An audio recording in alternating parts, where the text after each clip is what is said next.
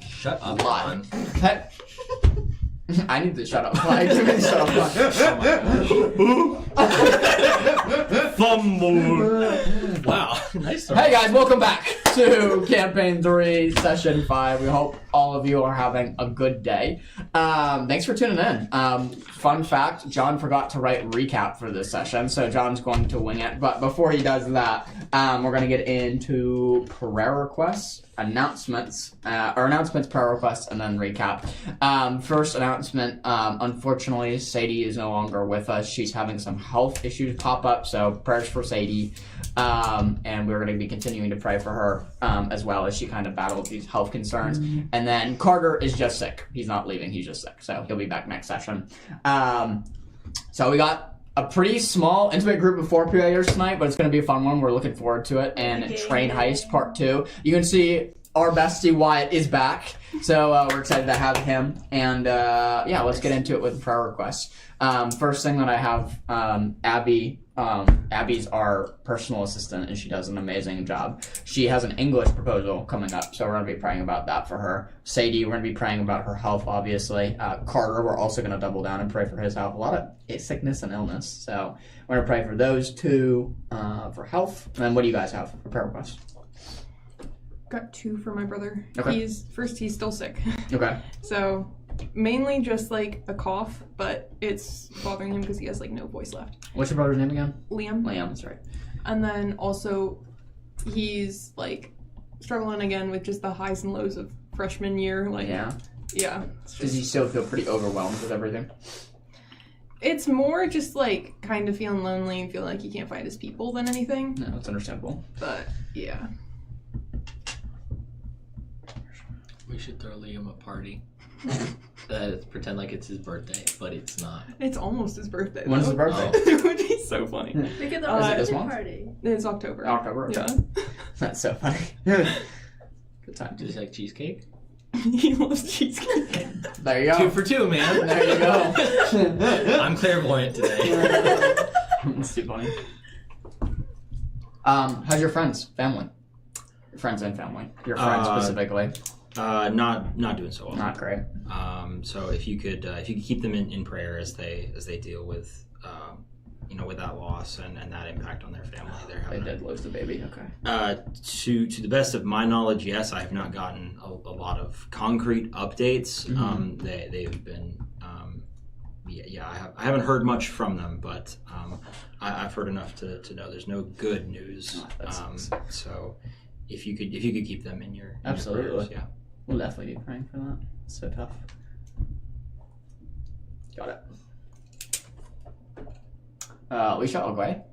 Anything? My asthma has been horrible the past 2 nights. Are you sleeping? Nope. No. Nope. At all? I mean, I'm getting sleep, but then I'm waking up like not breathing. Mm. So then like in that weird state, I like take my medicine and then I try to go back to sleep. But I also have a roommate who has this horrible cough, and so it's like my bedroom and then the bathroom. She, for some reason, likes to go to the bathroom to cough. It's like I'm hearing it. Mm. So between not breathing and her coughing, I'm just not really sleeping, but it's fine. Mm-hmm. That sucks. Oh. I can't grab it. I don't think they can the see mini what pistol. That is. The mini There you go, now they can. You're under arrest. Alright, perfect. Thank you. We have room. Okay. We do. So much room. When Wyatt's gone, man, I'm gonna be able to like lay on the table. It's just you on that entire side of the table. I feel like I'm interviewing you guys. What's a good interview question that you would have for them? Why are you gay? Alright, now we're I got nothing. Nope. Okay, sounds good. All right, dear Lord, thank you for this day, Lord. Thank you that we're able to kind of come together, Lord, as a D&D group, just have some fun with friends, and just stream online, Lord, and just try to plant seeds for you. Lord, first and foremost, I please pray for all of the health concerns that are going around in our group, Lord, with Sadie and Carter. I please pray that your hand of healing will be on both of those situations, as both of them are sick for 2 different reasons, Lord, but I please pray that they can just get some healing, Lord, and start feeling better soon. Lord, I please pray for Abby's English proposal that she has coming up, as she spent a lot of hard time and work kind of digging into it and trying to make a really, really solid English proposal that she might not like doing, but she is going to do, and she's doing great at it. So I please pray that you give her continued perseverance for that. Lord, I please pray for Annabelle's brother Liam, that he's still sick, and just for kind of general freshman troubles that he's having as to finding his people. On being on such a big campus, it's hard to, find your people and kind of grow with them, Lord. So I just please pray that he's able to find that and find good community. Lord, I please pray for Wyatt, as he has friends that just lost a baby, Lord. I please pray over them, Lord. I can't imagine how difficult that is, but Lord, just please, you be with them, give them peace, know that you are working in their situation, Lord, and that you are with them overall. Lord, I please pray for Leisha, as she's still having asthma come up, especially during her sleep, Lord. I please pray that maybe she can start getting better sleep, as now is the time kind of for allergies that are coming about. I please pray over that. And yeah, Lord, I please pray for anybody who's tuning in, and just whatever prayer request or whatever battles and trials they might be facing in life, Lord. I please pray that this stream/video can be just a light for them, and just kind of like, oh, this is something I look forward to in my week. And please just help us reflect your love. In Jesus' name I pray. Amen. Amen. Sweet, guys. So, to recap, straight from Annabelle's notes, I'm going to try to wing this as best as possible, but if you guys have something, jump in. We started in the town of Dirt, where you guys had traveled there from the Tomb of Pharaohs in Sunfire Desert to the town of Dirt, where you quickly met Zrook and Rodney. Zrook was being kind of faced with a encounter from some people who apparently Zrook had spilled his drink on 3 people in the bar in the tavern-like area, and he had come out, and Rodney kind of rushed to his assistance, where you all quickly found them. A little scuffle happened, a little standoff between the 3. However, Rodney did a illusion to create a sheriff, which ultimately scared them off. As they were scared off, Ivy quickly recognized not Rodney, but Zrook as the person that her kingdom who had sent a note about, which I don't remember how much of the group knows about that, but I think they know. They know? Okay. Yeah. I didn't remember if you had told them or not. Anyway, as she heard that name, she rushed over, kind of conversated with Zrook, and Zrook left to begin preparing, and Rodney was left with the group, which you had a little bit of description and a little bit of introduction to Rodney as a whole, before ultimately being led down into Zrook's home, down in the bottom of the chapel. The place was described as much bigger than it looked, and very, very majestic and royal, as there was artifacts and statues and oil paintings hanging about. Had the illusionary effect of like a Harry Potter, as it was much bigger than what it looked like it should be. Where he quickly pitched the idea to you all of the heist of the Iron Steed, a locomotive built by the Marleybone people a few years ago. This is one of the only locomotives that are running in Tildare. Its route of going from starting in Funnelville, stopping in Yield Outpost, which, do you mind if I grab your paper? I'm just going to show the camera so they can see. I don't know how well you guys can see this. And then going to the city of Vathar. So that's the route that the train is running, and I'll put that on screen. Thank you. Put that on screen later too. A couple of things about the train that they quickly learned. One, it's heavily guarded. It's an armored train, being that it shuttles relics and high-value artifacts. 2, it has a magical coil embedded in the front of the train that within a half-mile radius eliminates any sort of magic. So no spells, no teleport, no transformation. It won't work. The artifacts that you all are looking for, Rodney's artifact that he was sent out by Zrook is going to be on car 3. You all's artifact that you are looking for, which specifically is the twin stone tablets of the Neondi region, is supposed to be in car 1. Zrook said as a assurance to you all that he would be sending Rodney with you. However, Rodney is searching for something in car 3, and he would be delivering it back to Zrook, which I sent you an email about. I don't know if you saw it. It's okay. Yeah, I definitely saw it. So that is everybody's delivered thing. The idea behind it is that the twin stone tablets of the Neandi can be used as a bartering chip for the princess that the Kaelith tribe holds hostage. So the goal is you guys rush in, grab the tablets. Now Ivy has a bargaining chip to bargain back for the princess with. Additionally, you all are dead broke. So broke. If anything on this train were to be stolen, most of it is very high value items. So there is a money-making opportunity here as well. However, be careful, as the longer you are on the train, maybe more people will be alerted by your presence. So keep that in mind. Maybe. Who knows? Maybe no one's on the train. Maybe no one's on the train. The best way to board the train was devised in, well, there were several ideas pitched of derailing the train or jumping into the water. The ultimate goal was to find a horse that could run as fast as the train would. The horse that Rodney and Zrook landed on was a specific breed called the Eclipse breed, a very, very rare breed of horse that had been enslaved by the Tildarians since the collapse.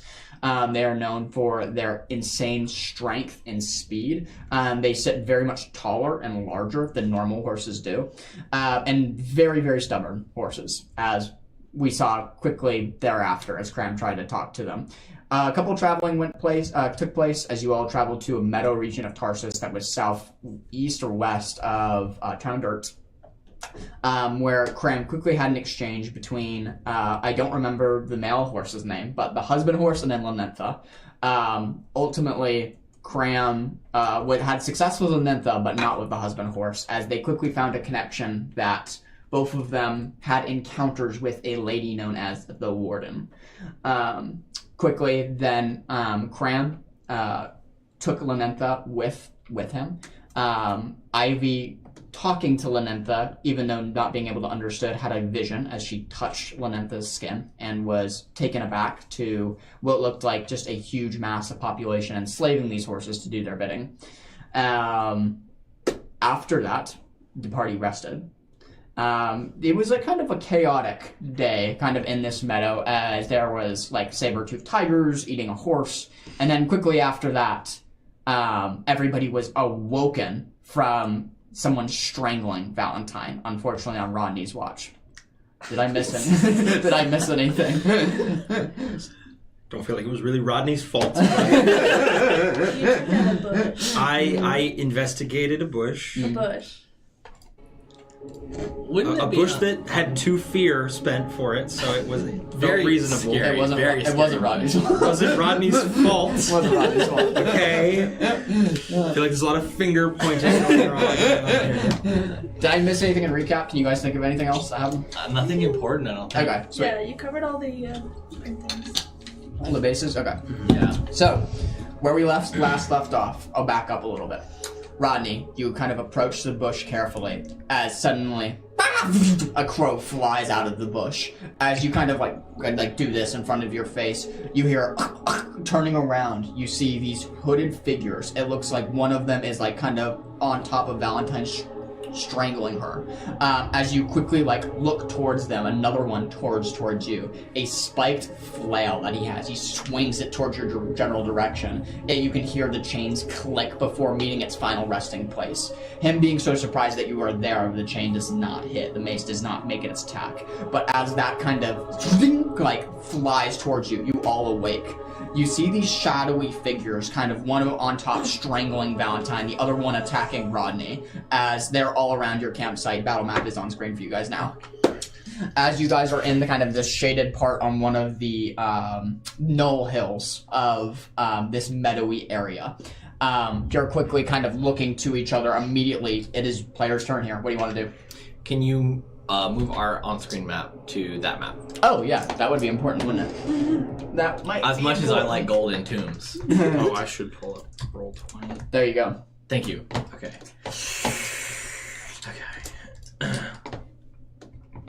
I do not have something I want to do yet. Okay.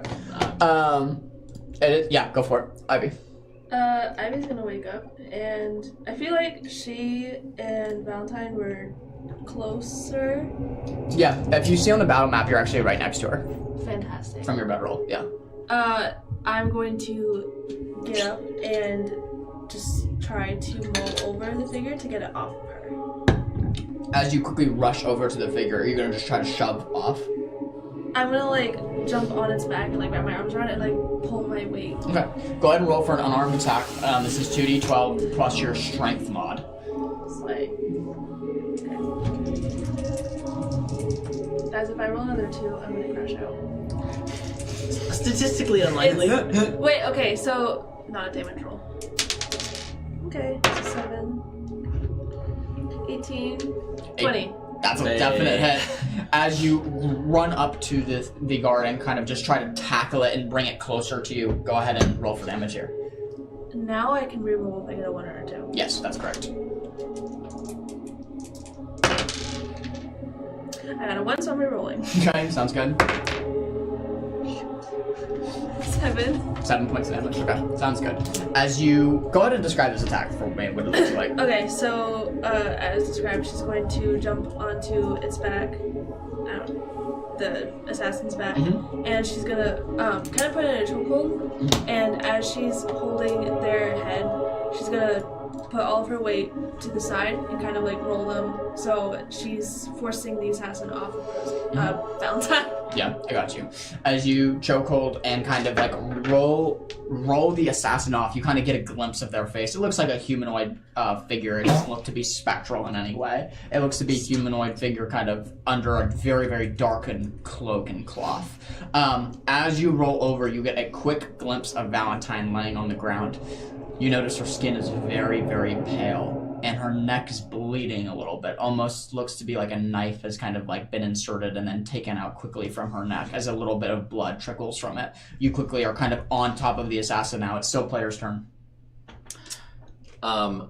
You got an action, but I'm going to remind everyone, Luckbringer, you have 2 lucky people in your party, so I'm going to take 2 hope at the start of session. Nice. That helps a lot. I'm already maxed out. Thanks, guys. Thank you, though. So, Rodney, seeing this very fast reaction from Ivy, is going to change what he was going to do, but which was to attack the one strangling Valentine, but is actually going to unleash an arcane barrage onto the one who just attacked him. Sure, go for it. And so I am going to be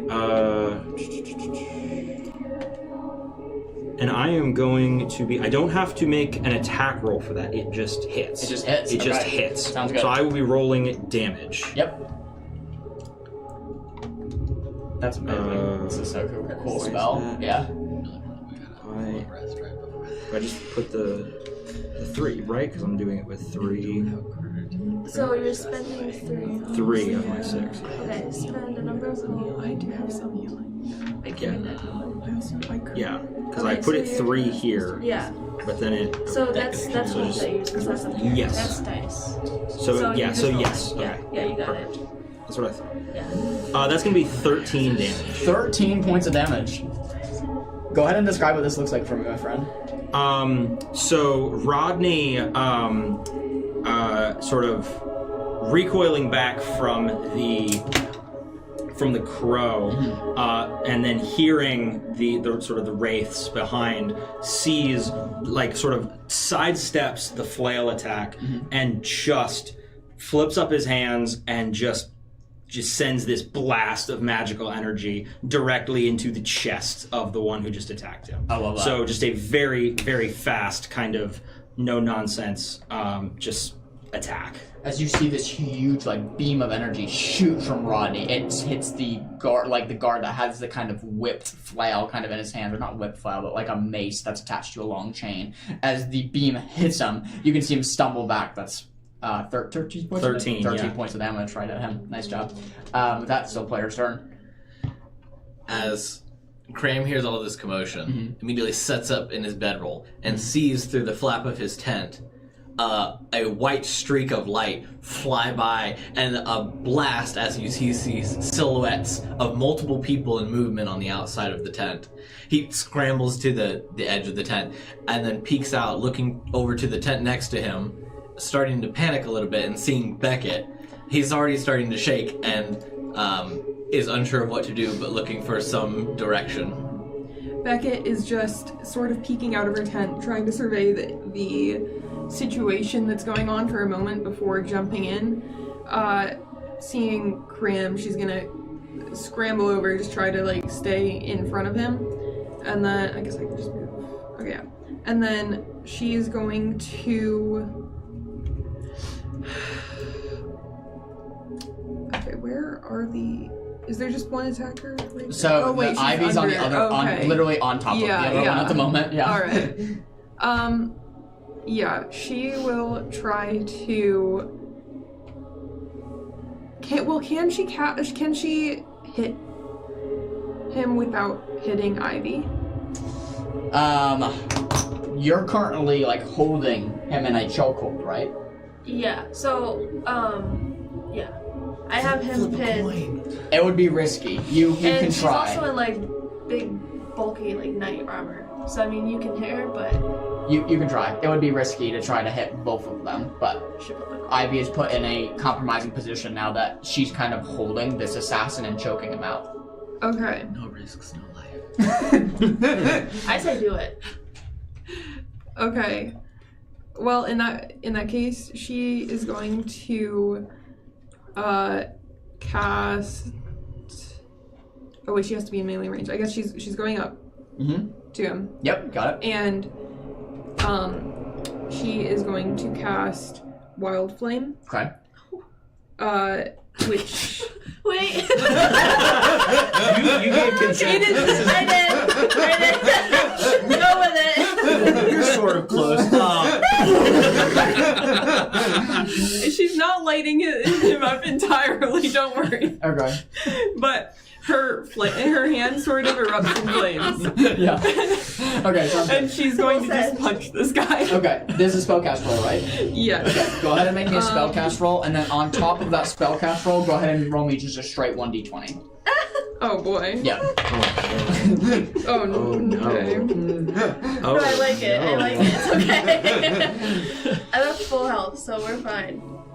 We're great. I'm a guardian. That's guys, a I can I handle is it. going to be 14 with the after D20. this. 14 with a d20. Okay. And then the spellcast roll was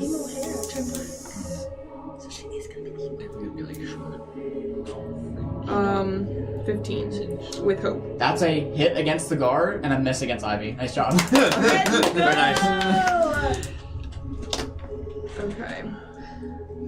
Why does that? So go ahead and Oh roll. yeah. roll for Sorry, I damage. was trying to figure out what the damage was. Yeah, no worries. That is 6 damage. 6 points of damage. You got it to guard 1. Also, I should have given you he should have given you a vulnerable at advantage on attack because she has him in a vulnerable position because he's being choked out by her. But it hit anyway. So I'm gonna add that right now to his thing. We'll just use this little thing. There you go. Ivy, you're still kind of holding him. With that, I'm gonna spend my first fear to immediately revert it back to my turn. As this battle is happening and the blows are being exchanged back and forth, the assassins are quickly being overpowered by you all, as you've all woken up, kind of startled from this. You shooting a magical blast, you spreading wild flame across one's body. They're all kind of startled by the capabilities that you all have, as they thought this would be a pretty easy hit. You see the one closest to you reach into the dirt and like scoop up the dirt with his hands, kind of like holding the mace kind of on his lap. You see him kneel and scoop up the dirt from the ground and then crunch it underneath his grasp. You immediately know a spell's about to be cast. As he does this, let's see if he can do it. That's a natural 20. He certainly can. As he grabs up the dart and squeezes it beneath his hand, suddenly you hear the ground begin to shake and huge beanstalks begin to creep up along the outside rim of the hill that you are on. Suddenly, this enormous carnivorous Venus flytraps emerge from the ground all around the rim of the think of this as like the aisle or the hill that you're on as they point towards you. New battle map going on screen now. Wow. Oh no. Double duty. Oh boy. Copy Bro, Jack needs to go back to and his little cottage. paste. See the little green stuff. Oh, they're cute. Wait. Aw, plasma is on I know, I was about Yeah, to say. wait. If you all don't mind we gotta kind of just protect the maneuvering horse. back to where you were, Oh, yeah, I got you. it kind of pasted a little bit odd here, so he's down here. Yeah, perfect. And then We just. I'll move Victor so he's not in the Venus flytrap. There we go. Oh, I can't move. You can't move? Well, I can't move the guy that's under me. Oh, yeah, you shouldn't be able to. This guy, I got you. There you go. Done. As these huge Venus flytraps emerge from the ground, this one's gonna take a bite of the horse. The one over here. Oh, shoot. It's gonna roll for attack here. That's a 3. Has the horse woken up? Yes, the horse is up and kind of startled, looking about, not knowing what to do. The huge carnivorous Venus flytrap behind the horse immediately kind of emerges up and snaps down. The horse immediately reels up, kind of, you see Cram in that moment that, like, you gotta take care of her before she starts running and starts just bolting as fast as she can off the hill. One more attack's gonna happen as this spell is summoned. The one who's being strangled by you is gonna try to get out of the strangulation. That is a 16 to hit you. This is an unarmed attack. Yep. 16? Okay. Bing, bing. That's 8. That's 9 points of damage. As the one you once were strangling immediately elbows you kind of in the stomach as you immediately get the wind knocked out of you. Like you just can't catch your breath as you immediately start coughing. A punch lands across the side of your face as you're cast down to the ground. With that, it was 9 points of damage and it's player's turn. And he's not vulnerable anymore. As he makes that move, can I try to make another attack against him? Yes. Yeah, it's your turn. Alright, Rebecca will use her new weapon that she got from Zrook. Yep. Okay, I mean and Rodney, but Rodney, yeah, Rodney's the one who gave you. which is Zrook is my boss. I'm the one who gave it to you. Okay, let's just get that straight. she got a dual staff that can like separate into 2 different like baton like weapons. Yeah. And she is going to try to go and make this attack to like get him off balance again, trying to not let him escape. The same one you attacked last turn. Yes. Okay, got it. Yep. Yeah. That is Okay, I didn't say it, but there is a countdown on the horse, just as a heads up. that's only a 6 to hit. 6 is going to be a miss, unfortunately. As you approach it, him just getting out of the chokehold looks towards you and immediately kind of side dashes to the left. Not enough time for you to land your hit. With that, it's back to me because you missed. As that happens, suddenly you see one of the carnivorous Venus flytraps arise behind you. As you look up from your tent, the huge Venus flytrap spirals upward like 5-10 feet. As you look down, a huge like drop of sweat just lands on the ground as rows of sharp teeth look towards you. It's going to make an attack at you. Okay. That's a 14 to hit. Yeah, it does. Not the crap. 7, 9, 10, 11, 12. That's 12 points of damage. As this huge Venus flytrap immediately reaches down and snaps at you. While it's not enough to hold you in its jaws, it definitely cleaves into a part of your small goblin leg. As your leg begins to bleed, you feel blood start pouring out of your left leg, your shin area near your calves. As it snaps down, blood kind of runs down your calf as you kind of start running away from it to the center. With that, it's player's turn. After being attacked and being more panicked than I was before, seeing the violence that is unfolding before me, and being pitched between that and the plant that behind me that just bit my leg off, I'm going to turn to the Eclipse Horse and run to it, and you can't tell whether it's for protection of myself or protection of the horse. Maybe equal parts. But I run to it and jump as high as I can, trying to get on its back. And in midair, I'm going to activate Beast Form to transform into a giant pangolin. Oh, okay. Describe what this looks like for me. What your pangolin transformation? Do you know what a pangolin looks like? Isn't it like it kind of looks like an armadillo? Yeah. Sort of I think I do know armadillo what that looks anteater shape. Yeah. I'm going to put a screenshot on the screen for the audience. Yeah, kind of an armadillo. There he is. Got it. Yeah. And so as Cram's running through the air, he jumps up and extends his arms, and as he extends his arms into the air, almost as if he's going through a magical wall, from the tips of his fingers working its way down, his arms grow smaller, and his face elongates and transforms within an instant, just the magical transformation slinking its way all the way down his body and extending into a long tail as I try to land on the back of the horse. Do I need to roll agility for that? Yeah, we'll have you roll agility, being that it's a multi kind of feat attempt of both transforming, which do you have to roll for a transform? No. Okay. Just mark stress. We're just going to roll for the agility then, yeah.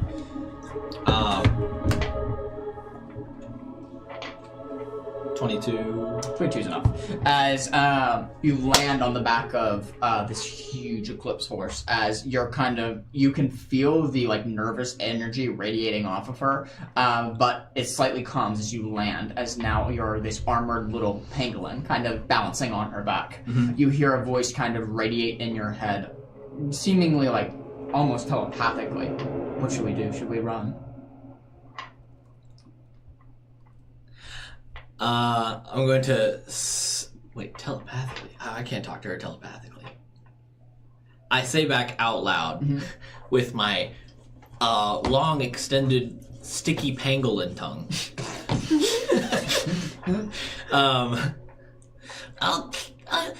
Please don't run away. We need to help everyone by stomping on those big black riders. Lanentha immediately kind of understands. I'm afraid they will hurt you or me, though. They seem to have some magical capabilities. Are you sure we should do this? Well, it's either that or that everyone else get hurt as well, so we might as well pitch in. And don't worry, I'll protect you. She kind of looks at you. Very well. As she kind of hoists up her front hooves, as you all kind of see this huge Eclipse horse now. She was big before, but now just rising up on her back feet. You can see both of the guards kind of move a few feet back as she's the horse is enormously tall, towering over all of you. You still trying to hold on to her back as you're kind of sliding off as she drops down onto the ground. You now +1 to your evasion because you're on top of the horse. Okay. And she can make attacks while you're on her if you choose to do that. Okay, so I'm controlling her. Correct. Got you. Yeah. Got you. It would be just a trample, just trying to trample somebody. Yeah. All right, yeah, we're gonna run that. Okay, sounds good. So go ahead and roll me a 1d20 for the trample +2 to your roll. And then this is against one of the guards that you choose. You're no longer attached to that close guard. Okay, so it's a 15. 15's a definite hit. Which one are we hitting? The closer one. Okay, sounds good. So the one closer to Ivy. Yeah. Got it. May I? Yeah, of course. So as you hear a loud neighing that's deeper and more booming than you would normally expect from a horse because of the size. And you turn to see this extremely tall horse up on its hind legs, pawing the air with its hooves before it comes crashing down, and you hear as it starts careening forward past you, being careful not to step on you.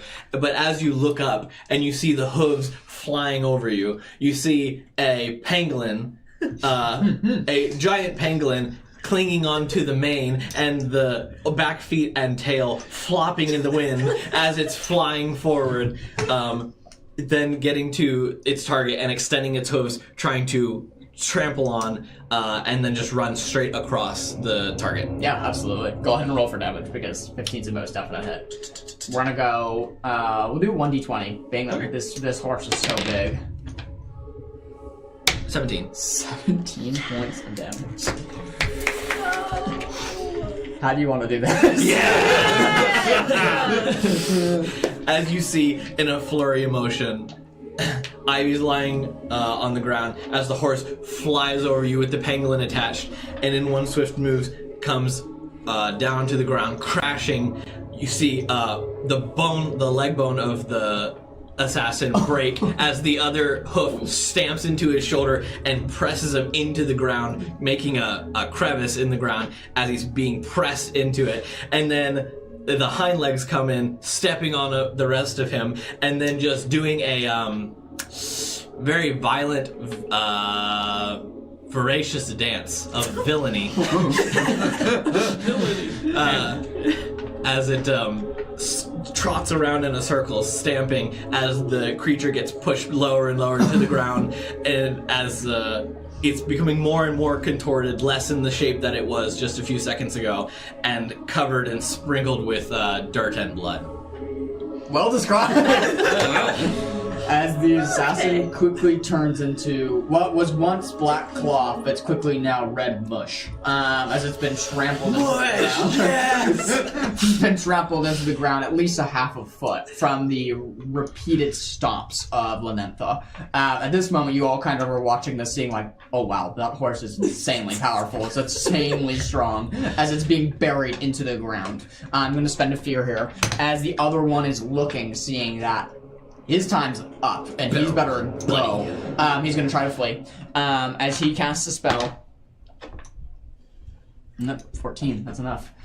You immediately watch him disappear. Some of you may recognize this was a successful teleport spell, as he just vanishes, gone. Quickly, the Venus flytraps surrounding this hill begin to curl their way back into the ground, spinning. You can see the leaves slowly, the stalks just almost just playing it in reverse, them slowly turning counterclockwise back into the ground before the ground is calm. No more shaking. All of your attention is immediately drawn to Valentine. As you two run over, Ivy and Beckett, you see the blood beginning to pour from her neck, and a small iridescent liquid shimmering out of the wound. I need you to go ahead and roll me a knowledge roll. As you're looking towards her, you don't know what it is, but yes, you can. Can I use an experience too? Yes. Yeah. I'm positive you know it. You don't know what it is, so sorry. As you rush over to her and see this, I guess you can roll a knowledge to see about the general wound though, and see what's going on there. It's a good thing I used an experience. That's an 11 with fear. 11 with fear. Okay. And then are you rolling just to see like general wound or? Yeah. Okay. 6. 6. The general wound does not look good. It looks like there's just like bruising around her neck as it's kind of her skin is darkened, and it looks like she's currently like coughing on blood or choking on blood. Okay. The iridescent liquid shimmering out of the wound. You quickly recognize what this is. This is hemlock poison, as it looks like one of their dagger's knives has been dipped into it and then inserted into the neck to cause quick lethality. You know, if there's healing around this point, it's going to be really, really tough. You're up against the clock. Usually hemlock poison, as you know, takes 10 seconds max to have its full effect land. I immediately cast Healing Hands. As I'm doing so, I turn to Ivy. You said you revived her before. You said she was dead. How did you revive her? She still had some life in her. What's the liquid? It's poison. It's hemlock poison. It's very, very lethal, very fast acting. I don't know if she's. I don't think she's gonna make it. That's impossible. How long has it been in her? Well, probably just since they started their attack. I don't know. I don't even know what happened. I woke up and it was in the middle of the battle. she's gonna look back down at what she's doing. The first healing hand spell has ended. It is a 21 with hope. Oh wait, 24 with hope. Really high roll. As you cast the healing hands and are just kind of like pressing it on her neck to try to close the wound and try to eradicate any poison that might be in her system. What are you doing, Ivy? I'm gonna drop my human disguise and just try like crushing my tail and trying. Yeah. As you're pulverizing a part of your tail and trying to get some of the common drip to start bleeding out the green kind of viscous liquid that is known for its healing properties. You start trying to crush up, and you get a few drops out of your tail that you quickly try to administer to Valentine. You can hear her breath beginning to wane as you're trying to use the healing hands. Her skin begins to fade. As you're looking her deep in her eyes, she kind of mutters to you, "Take care of Ivy," as she looks towards you and then kind of grabs your hand as you're right over her. Go find her. As her eyes slowly drift off into the beyond, as you watch her slowly die in your guys' arms, as even though the healing hands happened and it's closed some of the wounds, it wasn't in time to reach the organs that were in her body that the hemlock poison attacked. As her skin drops into a white, you know she's gone. Beggar will slowly lift her hands. I'm sorry. There's nothing I could do.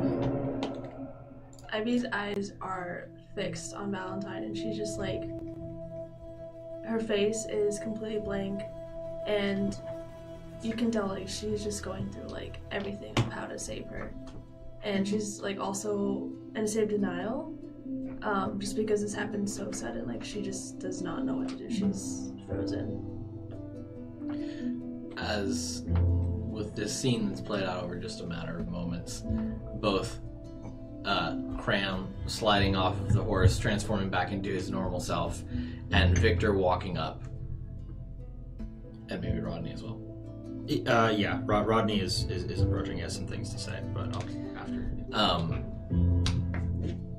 Victor comes in and gets down on his knees, his cloak pulling around him on the ground, as he takes Valentine's head in his hands and tries to feel for a pulse, and sees that the color is already draining from her, and there's no breath coming from her mouth or from her nose. And Cram, seeing Ivy stunned, it walks over to you and just looks up at you with big eyes, and he hugs around your leg and looks up and he goes, "I'm so sorry." That's going to take Ivy's attention away and kind of pull her back into reality, and she's gonna slowly pull her vision from Valentine to Cram, and she's gonna sit down next to Cram and just kind of like hold him in a bear hug. Cram's definitely gonna start crying.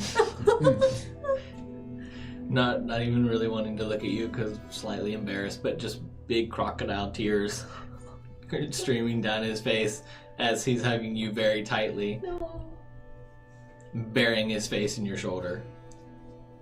She's using your giant hat as an advantage to kind of cover her face because she does not like letting emotion show. So. As they're embracing, Beckett's gonna stand up from the body and kind of walk over to Victor and Rodney. Just kind of pull the two of you aside. Hey, just what happened during that watch? It's crazy. You see Rodney just kind of standing there.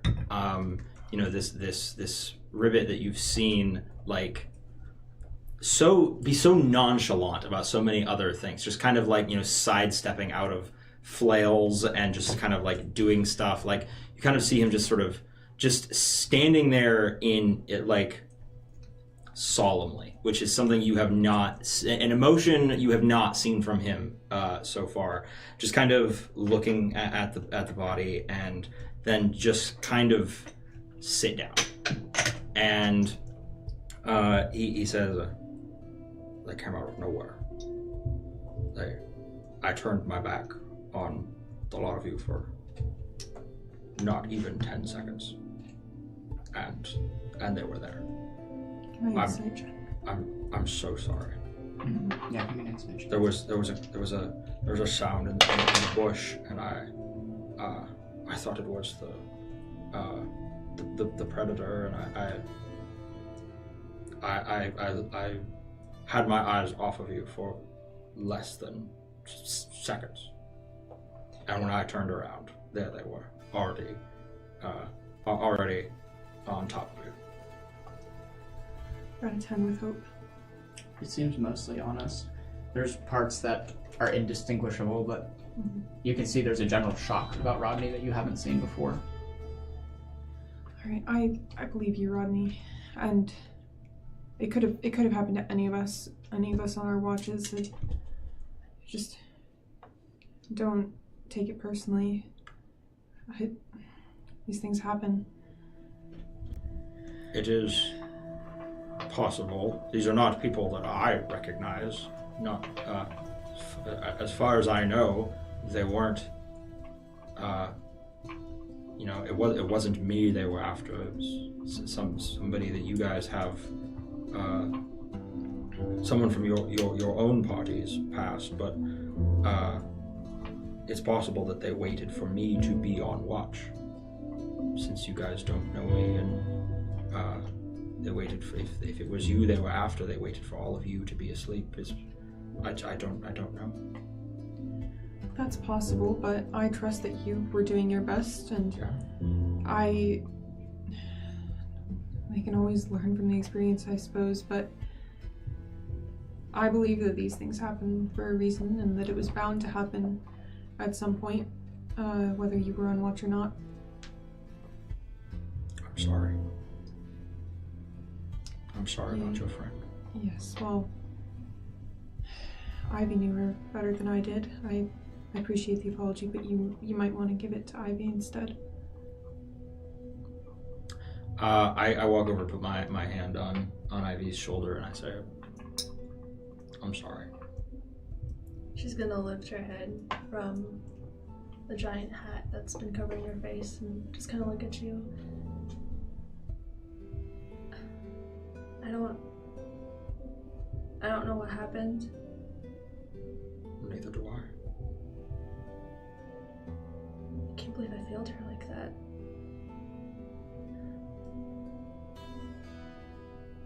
She's gonna just stare off into the distance. Yeah, as you stare off into the distance, you can see Victor approach the deceased Valentine. And an emotion comes over his face that you've never seen before, Victor. Anger and rage as he takes his staff and snaps it on his knee. The staff breaks with an eerie hum as it snaps in half. As he lays the staff kind of down to Valentine, he gets on his knees. And you watch Victor just begin to pray. Not audibly, but just silently as he's bowing his head and just praying over Valentine. A few minutes happens before he reaches his fingers very delicately and closes Valentine's eyes. She will take care of you in the next life. I'm sure of it. As he just speaks to a deceased Valentine. I'll join him after a moment. Just kneel down and pray. And just ask, is there anything I can do to help with... I don't know what religion the two of you follow, but I'd love to help with whatever burial rites are required. He looks kind of lifelessly towards Valentine and then to you. I appreciate your sentiment. Unfortunately, there's not much I can share about what I believe in. But I know now we must pray for Valentine, that she must be brought through the grand beyond, as the deity that she once served was not a forgiving one. Okay, yeah. I will go through my own prayers in that case, and hope that she is shown some sort of mercy. And she will just sort of kneel down, bow her head, and like just sort of close her eyes and sit there for a while, just like praying in her mind. Yeah. As both you and Victor just kind of sit there praying and meditating and ruminating over the memories that you had with Valentine, even though they were few, it's still a sizable death. And one that just came out of nowhere, just complete shock as you both sit there. As Ivy turns her head away from Cram to talk to Rodney, Cram looks out over Ivy's shoulder into the edge of the forest with eyes welling with tears, and moves one hand to grab onto his necklace and whisper a quiet prayer. Warden, our friend just died. If there's anything that you can do, please do something about it right now. And continues to hold onto his necklace as he turns his head and rests it on Ivy's shoulder, looking sideways and feeling drained of much hope and happiness. As you do that, Lenentha kind of trods up beside you and begins to kneel, as trying to wipe some of the blood that's on her calves of trampling from the last guard. She kneels in the grass, kind of slowly comes up to your ear. I'm so very sorry about your friend.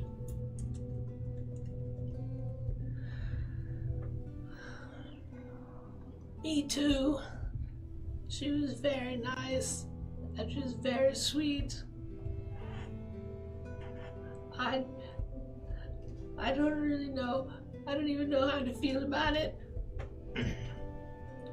But thank you. I know that she didn't mean, you didn't really know her, but she meant a lot to us, and it hurts me very much, and it hurts her more to have her go so quickly. That's not something that any of us were expecting, obviously. I don't really want to look at her. Would you maybe, if we need to move her body, would you be maybe willing to carry her away? She bows her head. Of course. And I'm so sorry. As she looks towards you once more and gives you just kind of like a blink, knowing that she can't communicate to you directly, but there's so much emotion in the blink, you almost can tell that there's just a sorrowful feeling being felt by Lenentha. As she turns to, yes, I'm more than happy to help if I can carry the body. We can also let the ground take her. It's a practice that our breed has practiced for generations. It's how we bury the dead. It's a very natural way of easing one's body into the earth from whence they were witch formed. Oh, I'm sorry. What is that?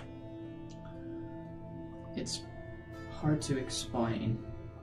Basically, all of the flora that is around the body where she lays begins to lightly take over and slowly bring her deeper into the earth.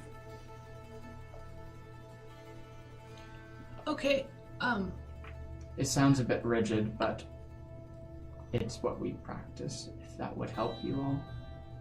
I don't think it's my decision to make, but I thank you for the suggestion. I'll let everyone else know.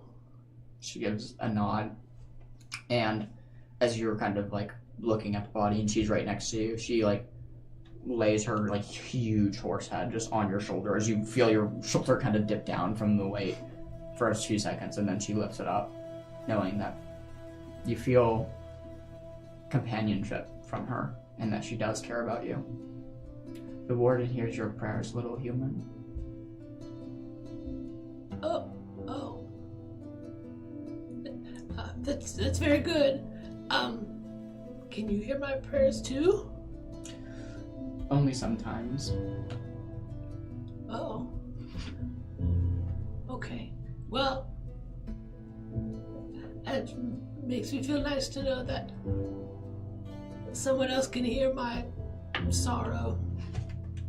She gives like a nod and a smile, and then just kind of makes her bed against once more, kind of on this like grassy knoll. As it's about probably, it was third watch, so it was probably 4 a.m. by this time. Graham's gonna turn back around, pulling away from Ivy somewhat, to turn around, specifically not paying attention to Valentine's body, but looking around to see and survey what everyone else is doing. And is anyone still with the body? Beckett is still crouched there, but she's done praying, and now she's just sort of surveying it and inspecting the poison. I think Victor is going to be like taking her vices and stuff, because I think she's carrying like spider legs, hot sauce. He's looting her? I was trying to put it nicely. Repurposing her. Repurposing. Repurposing. Strategically transferring her equipment to another location. Yes. His location. Yeah.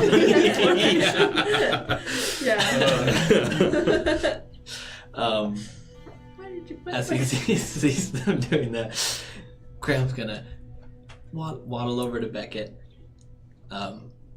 being almost the same height as her, and be like, what are we gonna do with the body? I don't know, Graham. I think we should do whatever Ivy prefers. Right now, I'm just surveying the cause of death, but I think it was caused by the poison, as we initially suspected. But I think that, burial's rather traditional, but we also don't have an endless amount of time. So maybe we should go ask Ivy what she wants to do. Okay. And so I'm gonna walk over to Ivy and stand in front of you, still sitting down, mostly eye level, and Ivy, what do you think that Valentine would want us to do with her body?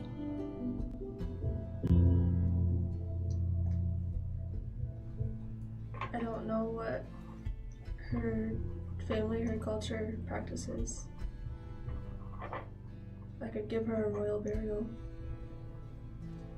What does that look like? What does it look like? Wait, throw me under the bus on that one. A royal burial would be something they would typically use for kings and queens, and very, very nobles, princes, princesses, anyone who is associated with the family tree. The burial process was known to kind of shower the person who is beloved and gifts, whether that be small or large, by people of each of them putting something personal and dear to them into the casket so that they could be remembered on in the afterlife and bring these small tokens of remembrance with them.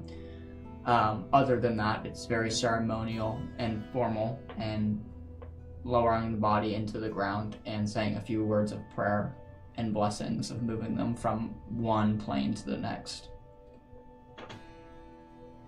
She'll explain that to you.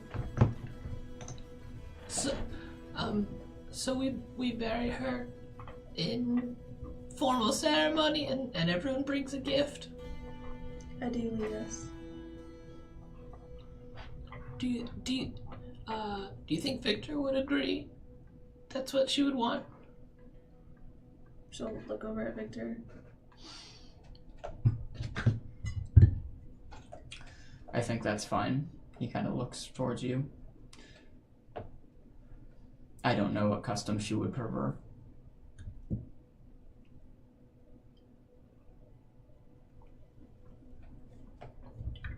Okay.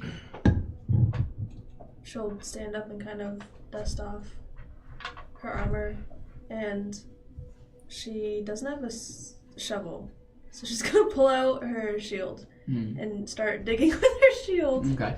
Like the tip point. Sure. Yeah. Taking your tower shield and using the point of it, trying to use it as a spade to unearth some ground.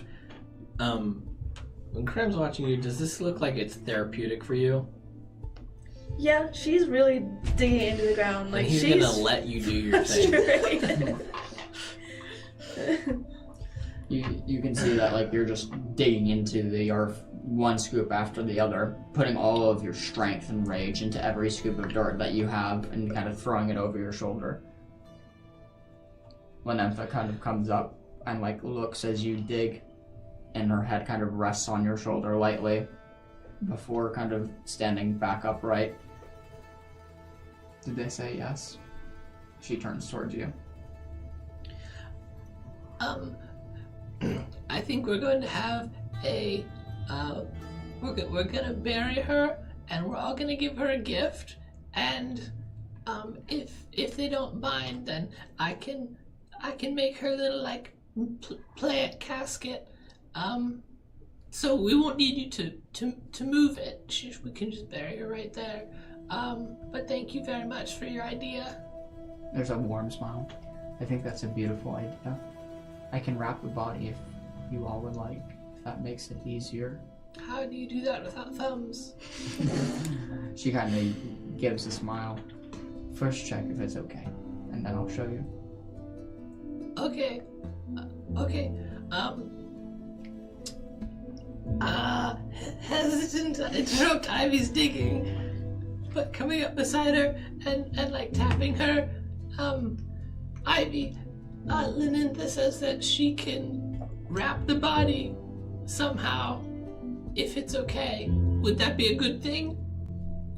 She's going to just like shove the shield into the ground, the small hole that she's been working on, and just kind of stop and look down at you. What do you mean wrap the body? Like, in cloth wraps, probably, like, around her whole body, like you would wrap a person before they get buried. I don't know how she's gonna do it, but she said that she could do it. Okay. I'm gonna look back to Lynn and give her a thumbs up. She gives a bow before stomping her feet a few times in a rhythmic pattern. As she continues this process over the rhythmic stomping, you can see the earth around the deceased Valentine. Vines begin to kind of spread out from the earth as it slowly begins to wrap around her body, not tightly, just loosely, as they begin to intertwine around and around slowly. And as this beautiful natural wrapping is made of these beautiful vines, you can see huge flowers start to bloom. You can see Lenentha's eyes are completely closed as these beautiful pink flowers are blooming off of this naturally grown wrap that Lenentha has summoned from the ground. Takes a few moments before Valentine from head to toe is covered in this, just not casket, but just wrap of natural dirt, earth, and vines, as it looks like something straight plucked from a jungle. She'll nod her head to the horse. I'm gonna, Cram trots off to the edge of the woods, and in trying to pick a good gift, I'm going to use a wild touch and make a small bouquet of flowers grow in color theming with Valentine's hair and dress. Colors that would go good with that. What color's her dress? Red. And Her blonde house hair. color is like red, black, gold. using those same colors, a bunch of flowers all bloom up in one convenient sprout of different shapes and colors, and then I pull it from the ground and twist it off at the end and walk back to Ivy digging her hole. You have a beautiful bouquet of these brilliantly colored flowers that complement Ivy's clothing, Valentine's clothing very well. As you walk back to Ivy, you have a sizable old duck now. It's just gonna fit Valentine. Like, it's a very, very tight squeeze, and a lot of it is you're trying to use wrong tools for the job, but it's gonna have to make do, as none of you have a spade. As the burial site is prepared, you have your gift. The body is now ready to be lowered and the gifts presented.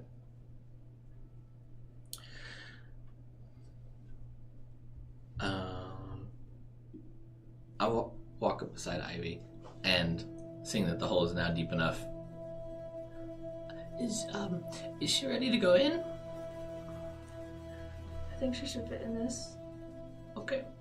I'm gonna kneel down and sit on the ground and put my hands on the ground, and as I do, little like waves of grass ripple as they move towards her, and then as they reach her, slowly lift her up in a wave, and her body is wrapped with arms of vines and grass as it rolls down slowly into the bottom of the hole, face up, and then gently pulls away as the inside of the dirt hole becomes covered in grass and flowers on the inside, as well as the rim being covered with the same flowers from Lenintha.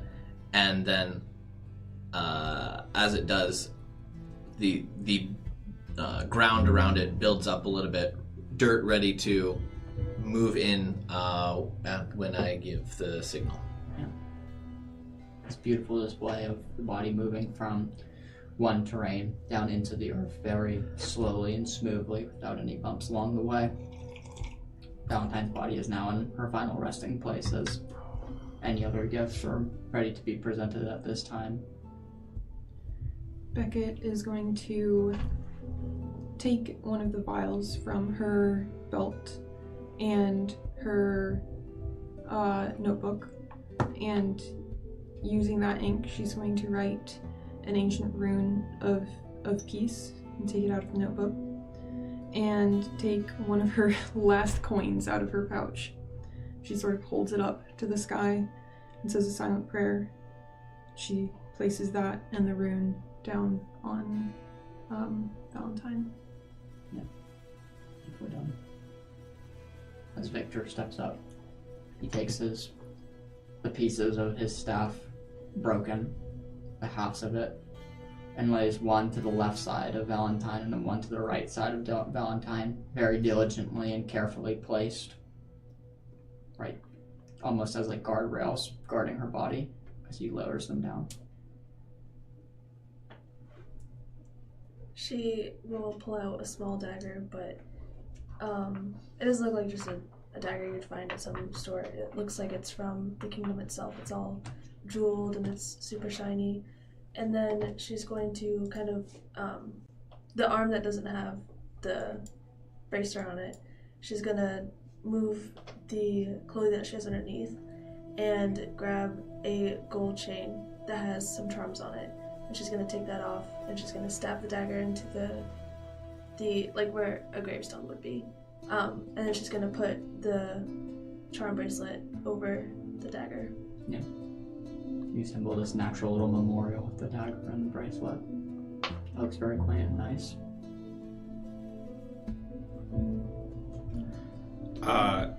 You see Rodney still sitting, open his pack, and he kind of opens it all the way to get something from the very bottom of it, and you actually see him take the only thing out of his pack that isn't some kind of utility item, right? Like, it's the only thing that's not a weapon or a tool, and it's a small paperback book.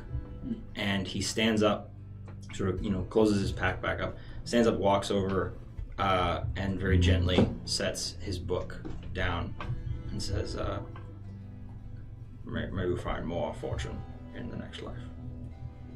and goes and sits back down. The book is carefully placed down in the hole. It's ready to be moved over if you all are.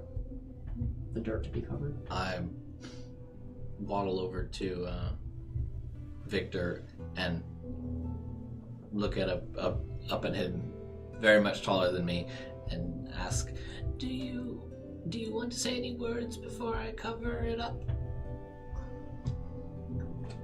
He looks down towards you. I suppose that is customary. As he kind of takes a few steps forward. Valentine was a friend, and I will miss her dearly. Well, we had disagreements in the past. I understood where she came from and what she had to do to survive. And that is a connection that I don't have with many travelers. May she have rest and take her from one place to the next.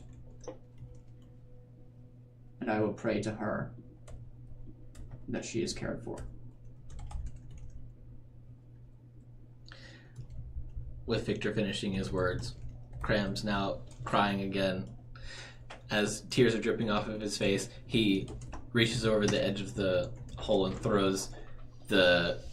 he drops the bouquet of flowers on, and with a couple tears pittering on her body covering, as the flowers fall and hit her body, they immediately,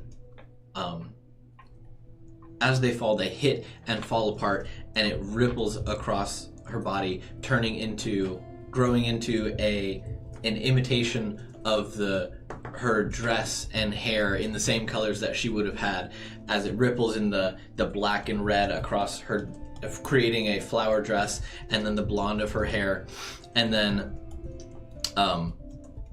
on her face, still being covered, a small V appears in red, as the inside is decorated in a beautiful mural of flower petals in the imitation of her shape.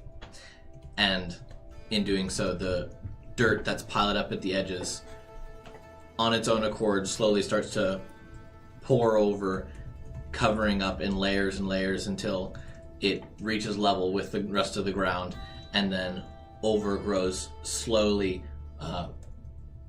not just vines, but bark as well, and a protective shield covering the ground that creates a oval casket-like shape, although more curved, and sealing her in her ground, in the ground for good. Yeah. As you assemble this beautiful display of flowers, and then the dirt moving in, and then the bark covering this shielded area of this meadow that it lays here now in Tarsus of a very old friend. Sunlight. As you look towards the sky, the breaking sun, just red, starts to shine over the meadow. It's that time of dawn where the color skies are a rainbow of blues, oranges, yellows, and reds. Of the day is just awakening. As you all look towards the sky and then to your friend. You all know, even how tiresome you might be, that if the train is going to be sieged, you must get a move on. Rodney will at that point sort of stand and address everyone and say, well, let's not let this loss be in vain. It is time we must set out. If we are to be successful, then we must go now, and we will be successful, and not let this be a waste. And with that, he is using his rousing speech ability, so everybody can clear 2 stress. Nice. Awesome. Nice. As Rodney gives. Rodney is an ally. Not every. Rodney's your friend. as Rodney gives that speech, you all feel a sense of hope come about you, that you know this is something Valentine would have wanted. For you to board the train and to take the tablets to help find the princess. It was not only Ivy's goal, but Valentine's goal too, to establish and to find her once more, as Wisp was a friend. Oh, or drop. Wisp. Wisp.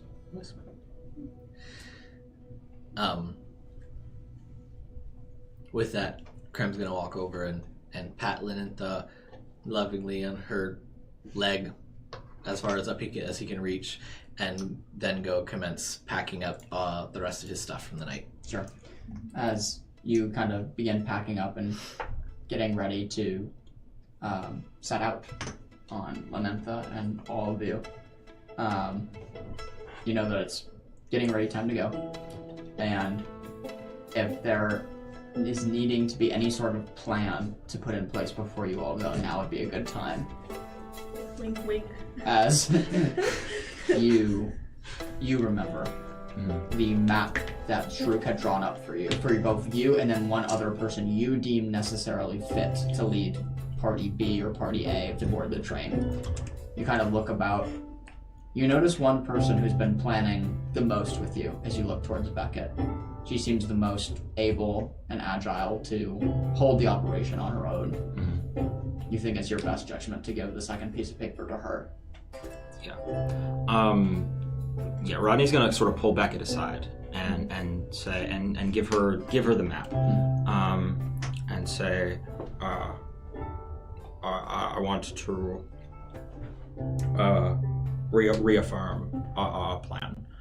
Make sure that we are still on the same page as to where we are staging our two boarding parties. Yes, I think that we need to finalize some sort of a plan, make sure all the details are set before we embark. Let me look at this for a second.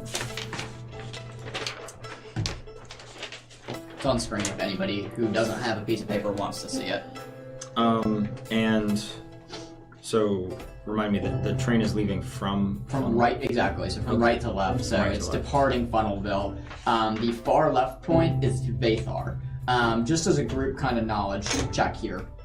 Vathar is a very new city that is built among the cliffs of Tarsus. So it's built in, think like the Grand Canyon, but think of the lowest points of the Grand Canyon. That's where it's built.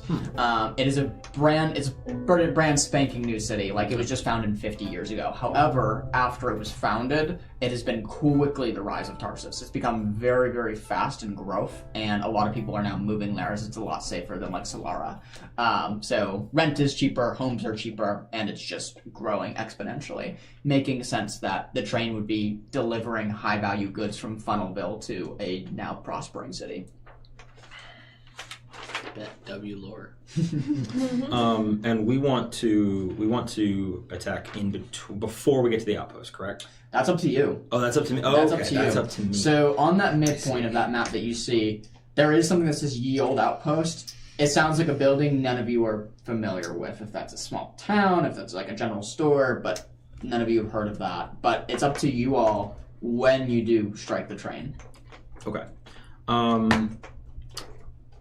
And we can put 3 on a horse, up to 3. Yeah, is that you can right? put 3 on it. Is myself, Ivy, and Victor on. Remind me how to say the horse's name. Oh, Lynantha. Lynantha. On Lynantha. Thank you. To start, and we will board initially, while you and Cram continue on for several miles to get ahead, and then stop, wait for Lynantha to catch up, and then board again. Probably about 4 miles. So we have a couple of minutes to board at the rear of the train and make space for the two of you to come on. Makes sense, yeah. And boarding at the rear of the train. That way we only have to fight people on one side instead of on 2 sides. Yeah, it's a short enough train. I do think that could be beneficial. You don't have any sort of schematics for how the guards will be posted on on the train, do you? Unfortunately not. All right. That is something we have not been able to get.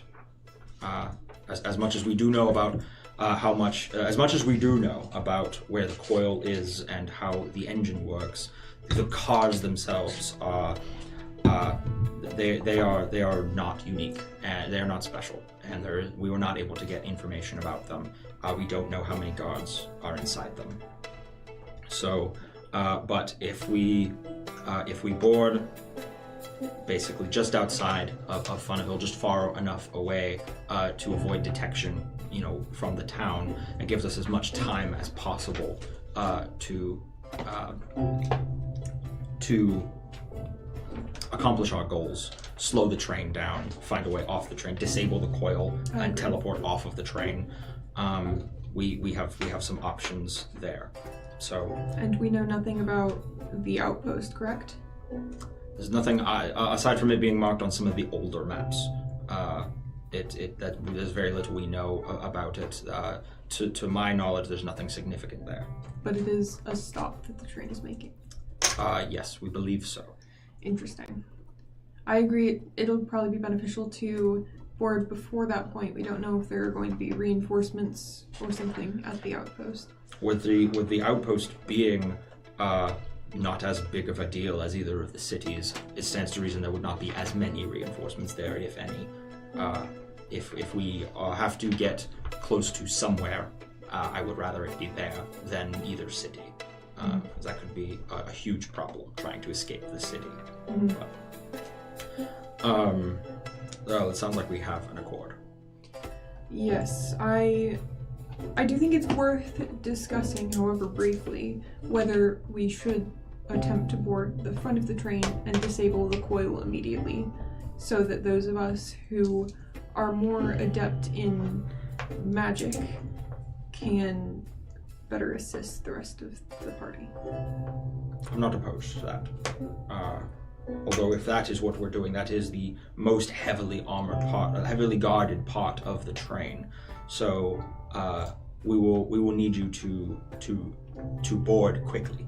The three of us by ourselves will be sorely outmatched, and we will need you to get to join us as quickly as possible. It is a bit of a large question. Yes, a bit of a gamble. I wish I had more information. Let's bring Cram into this for a second. Cranberry, how long does it take you to transform in and out of horse form? Oh, like a couple seconds, probably. Maybe 2, maybe 3, maybe 2.5. Excellent. So, Lanetha, how quickly? She's already a horse. She just needs. Yes. No. Thank you, Cranberry. I understand that. Lanetha, up to you. How quickly will you be able to catch up to them and pick them up and then match speed with the train again? If they run out ahead. Let's look sorry. How far? I'm sorry. What do you mean? How quickly will you all be able to get astride Lanetha? How much extra space do we need to be able to accommodate and make sure that you don't miss the train? Oh, that's a good question. I can run pretty quickly, but to walking trot to my normal stride, probably 5-10 seconds would be nice. Between 5 and 10 seconds, so possibly 7.5. To get both parties on board, or simply to get on. To go from standing to running as fast as she can. How about how long does she need to be able to get both groups onto the train? That would depend on how fast they can jump, right? I guess. I think seeing what this horse is capable of, which is a frightening amount, I think that maybe we don't need quite as much margin for error as we had previously imagined. So how about we plan for you and Cram to go about a mile, maybe a mile and a half at most, ahead of the train. So there is very little waiting around, and we can, you can be joining us in a minute or 2 minutes or so. I think that would be wise. All right. I think the only question in that case is whether we are boarding the front or the back of the train. If we get you on board faster, then I think it is reasonable to board the front of the train. But we will need you to come in guns blazing, so to speak.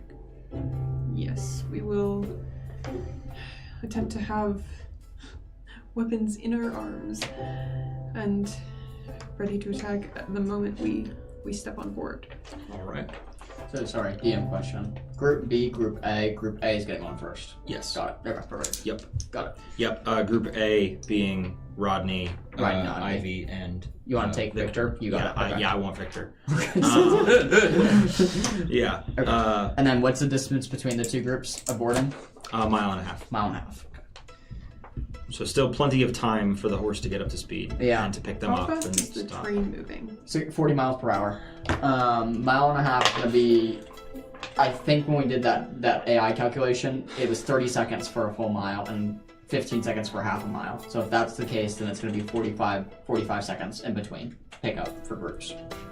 30 seconds for a mile would be faster than 40 miles an hour. Okay, but so maybe it was a minute. I think it's more like ballpark at 40 miles an hour, you're going to travel a mile and a half in about a minute and a half-ish, something close to that. Okay.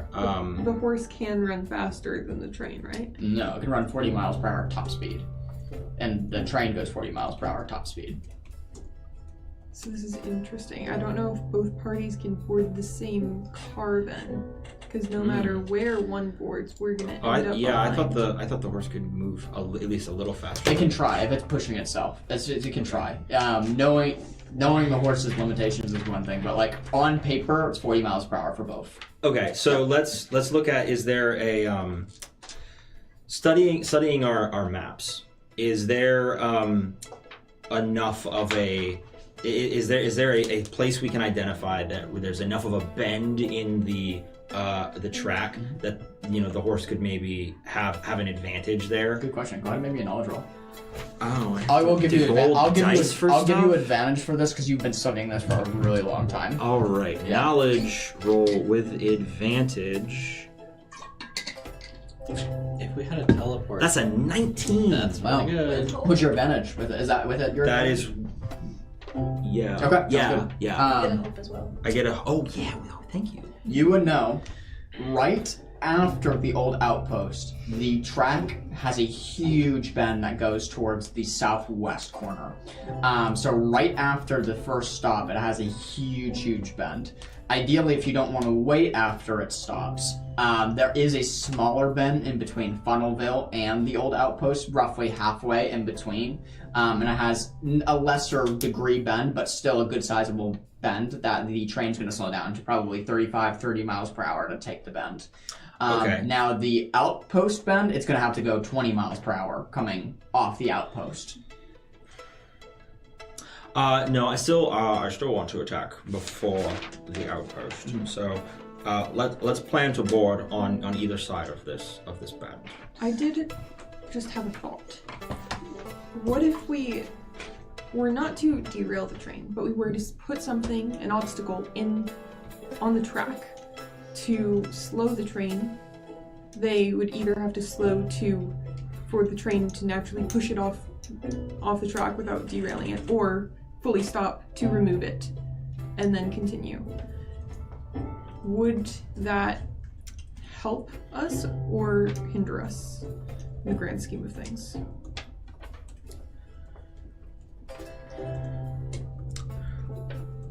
I think that makes it more likely for the entire train to go to maximum alert, and for our approach to be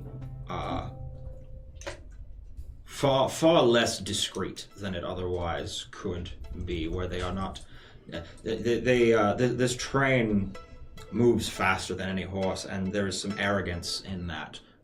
They are not going to be expecting us to jump out of nowhere on a giant horse. I wasn't aware that we were trying to be discreet, but yes, that does. I mean, discreet in the fact that why would they be looking for a giant horse? They're not they will be caught completely by surprise. Whereas if we slow down this train, which I don't know, we'd have to put quite an obstacle in the way. I think that may end up doing more harm than good. Not to mention opens the upper. If the train slows down, other horses could catch up, reinforcements could get in. And why did we spend something like a whole hour last weekend getting this giant horse? If we could just slow the train down, that feels like it's not going to work. True. Is there an area along the track with foliage for us to hide our approach?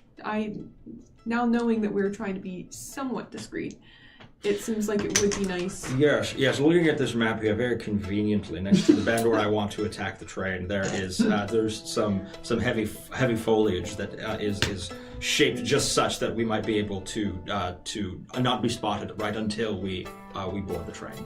Nice. It's very convenient. Very nice planning on your end. Yes. I've been planning this for quite some time. Yes, I can tell. That's brilliant course of action.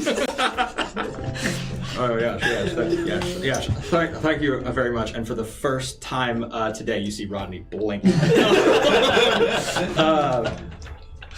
I've got that breakdown for you. For a 1.5 mile distance, it's going to be 2 minutes and 15 seconds between parties for the train going 40 miles per hour. Okay, so it was a little longer than I thought, yeah. But definitely more than like 30 seconds. Yeah, you got more than 30 seconds. You got 2 minutes and 15 seconds between each party boarding, just if that's helpful information. Yeah, I mean, I think we're good, right? Mm-hmm. All right, a shuttle then. Yes, I think that we are as prepared as we could be at this moment. Well, shall we? Mm-hmm. Yeah, we should get there before we miss it. Yeah.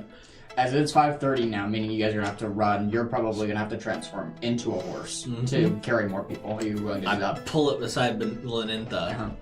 Her turning her head to see another horse of her same stature. Sure. Proud and muscular and ready to rock and roll. As you pull up, Group A hops on one horse, Group B hops on the other horse, and then you are off to the races. As the sprint begins towards Funnelville as quickly as possible, you can feel the ground beneath you, the huge hooves of the horse moving at like an alarmingly quick speed as it's going very, very fast, that you guys are like moving 40 miles per hour closer and closer to Funnelville. Just to give you an idea, let's see.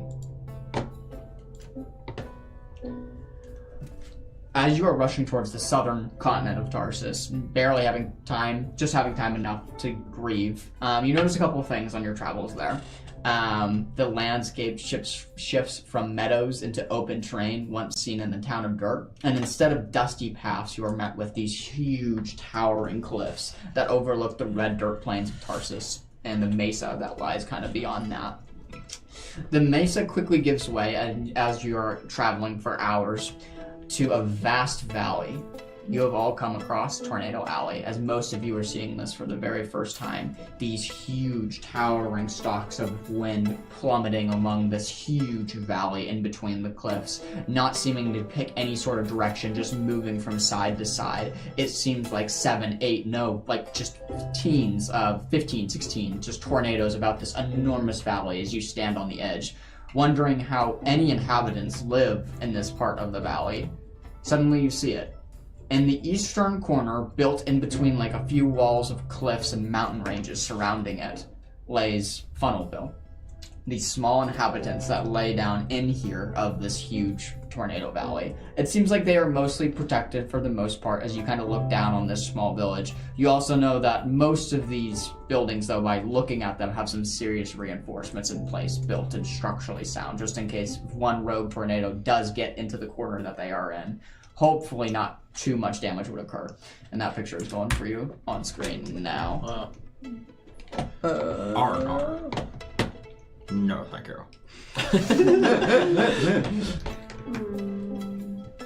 As you reach to the crest edge, looking down on the town of Funnelville, you are pretty good on time right now if you keep moving and clipping along to get alongside the tracks and then into your position, getting ready to board the train. You gonna continue, or is there any last minute pickups that you guys need to make from Funnelville? Rodney's gonna signal to Beckett to just keep moving. Sure. Right, we've come this far. I'm gonna lean up. I'm gonna turn my head around to Beckett on my back and be like, Beckett, can we stop and get some olives? I ran out of punishments.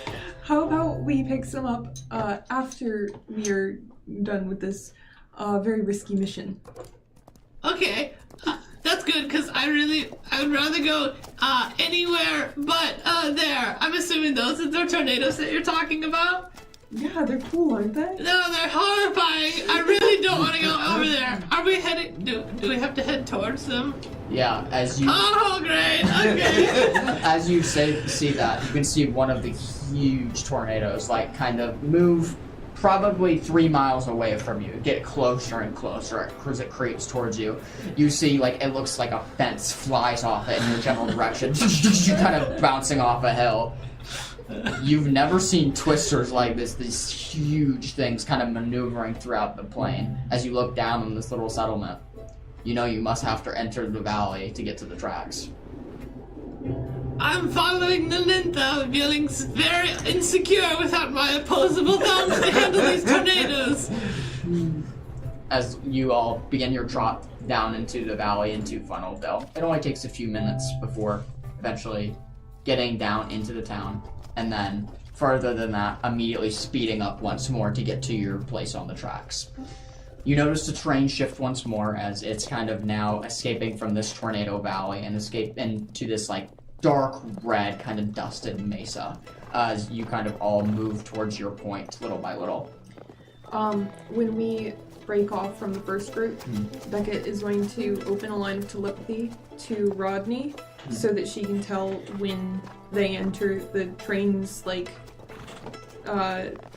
radius of non-magic Sure. stuff. So yeah, she'll just say, "Hey Rodney, this is a telepathic link. We should stay connected until the train is getting close to your location. So that should alert you to." Question. Mm-hmm. Is that just what I choose to communicate with you, or do you have access to It's just what you on choose to Rodney's say. mind? Just Oh, choose okay, what you say. gotcha. Mhm. Okay. As that line of telepathy is established. What you all don't see as you rush to your part of the assaults that you're going to do, both Group A nearly getting to their point, and then Group B getting ready to the point. The train beginning to roll once more as a sharp horn whistle is blown throughout Funnelville. Crowds are around this train celebrating as it takes off. 20 plus guards line the rails and are boarding the train, heavily armored, as the iron steed begins to roll down on its maiden voyage to the southern part of Tarsus and to Vathar. As you all race the plains, trying to get to your spots. That's where we're going to take a break. Nice. I didn't know that it was the maiden voyage. Now I kind of want to pull a Titanic and make it run into something. Oh my gosh. Oh man. It's not in the plan. That would have been. But we yeah. could drop Is there an some... iceberg in the desert? Yeah. I was thinking big trees, because there's some convenient foliage. Yes. If we cut the trees, they could fall on the tracks. Conveniently.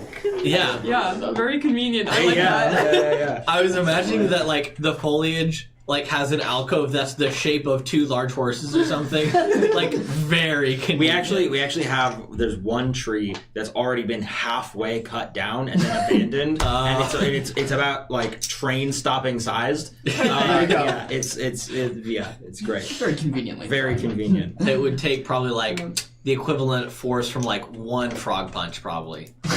Yeah, to knock it down. Yeah, exactly. See, I see here on my map where it says convenient right there. Yeah, I found that on my map. It's great. Alright, y'all, we're gonna take a break. We'll see you in a few minutes for Train Heist!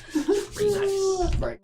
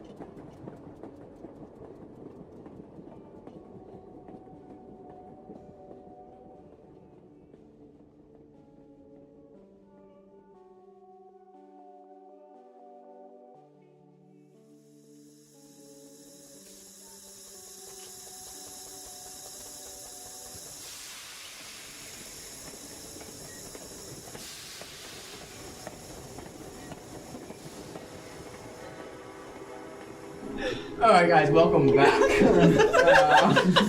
Sorry, we were just having a time. You don't want to know. You don't want to know. We were just having What happens in intermission stays in intermission. Okay, so where we left off, you were all diligently heading to your drop-off point of where Group A will board first, Rodney, Ivy, and Victor, and then Group B will follow closely behind, roughly 2 minutes afterwards, Beckett and Crown. When Nympha is going to ride from point A to point B to pick up them, right, as it goes across the bend? Yep. Okay, perfect. As you guys kind of make it to the what you think is a good point from the initial station, and you are now in this huge kind of barren, it's not deserty here, it's more like cavernous as far as the huge cliffs and the large valleys. It's very mesa, a lot of mesas here, as it's kind of like the dirt is red. Still like very hot environment though, as it kind of stifling, as you kind of take a breath in from your nose. You can feel the dry desert heat here, as you are now roughly at the point where Group A should get ready to board, as you have probably a few minutes to set up.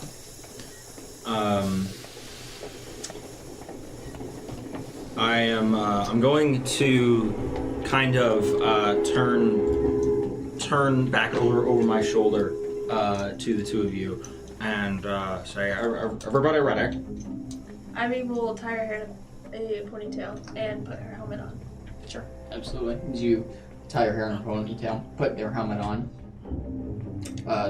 Then Rodney will reach out to you over the telepathic link and say, we are approaching the train now. We'll see you in a couple of minutes. All right. Best of luck. Then Group B, you're taking Beckett and trotting out down further the line, right? Okay, so following the tracks, you find the bend that they're kind of referencing as you keep going past it a little bit, roughly 1.5 miles down the tracks, and you get to your point where you're ready to set up. Is there anything you guys would like to do before gearing up for the train heist? How are you holding up, Cam? Very strong, actually. The horse's body, I've never transformed into a horse this big before. But this is a lot of fun. I actually really like this. You were really great at it. Good job. Thank you.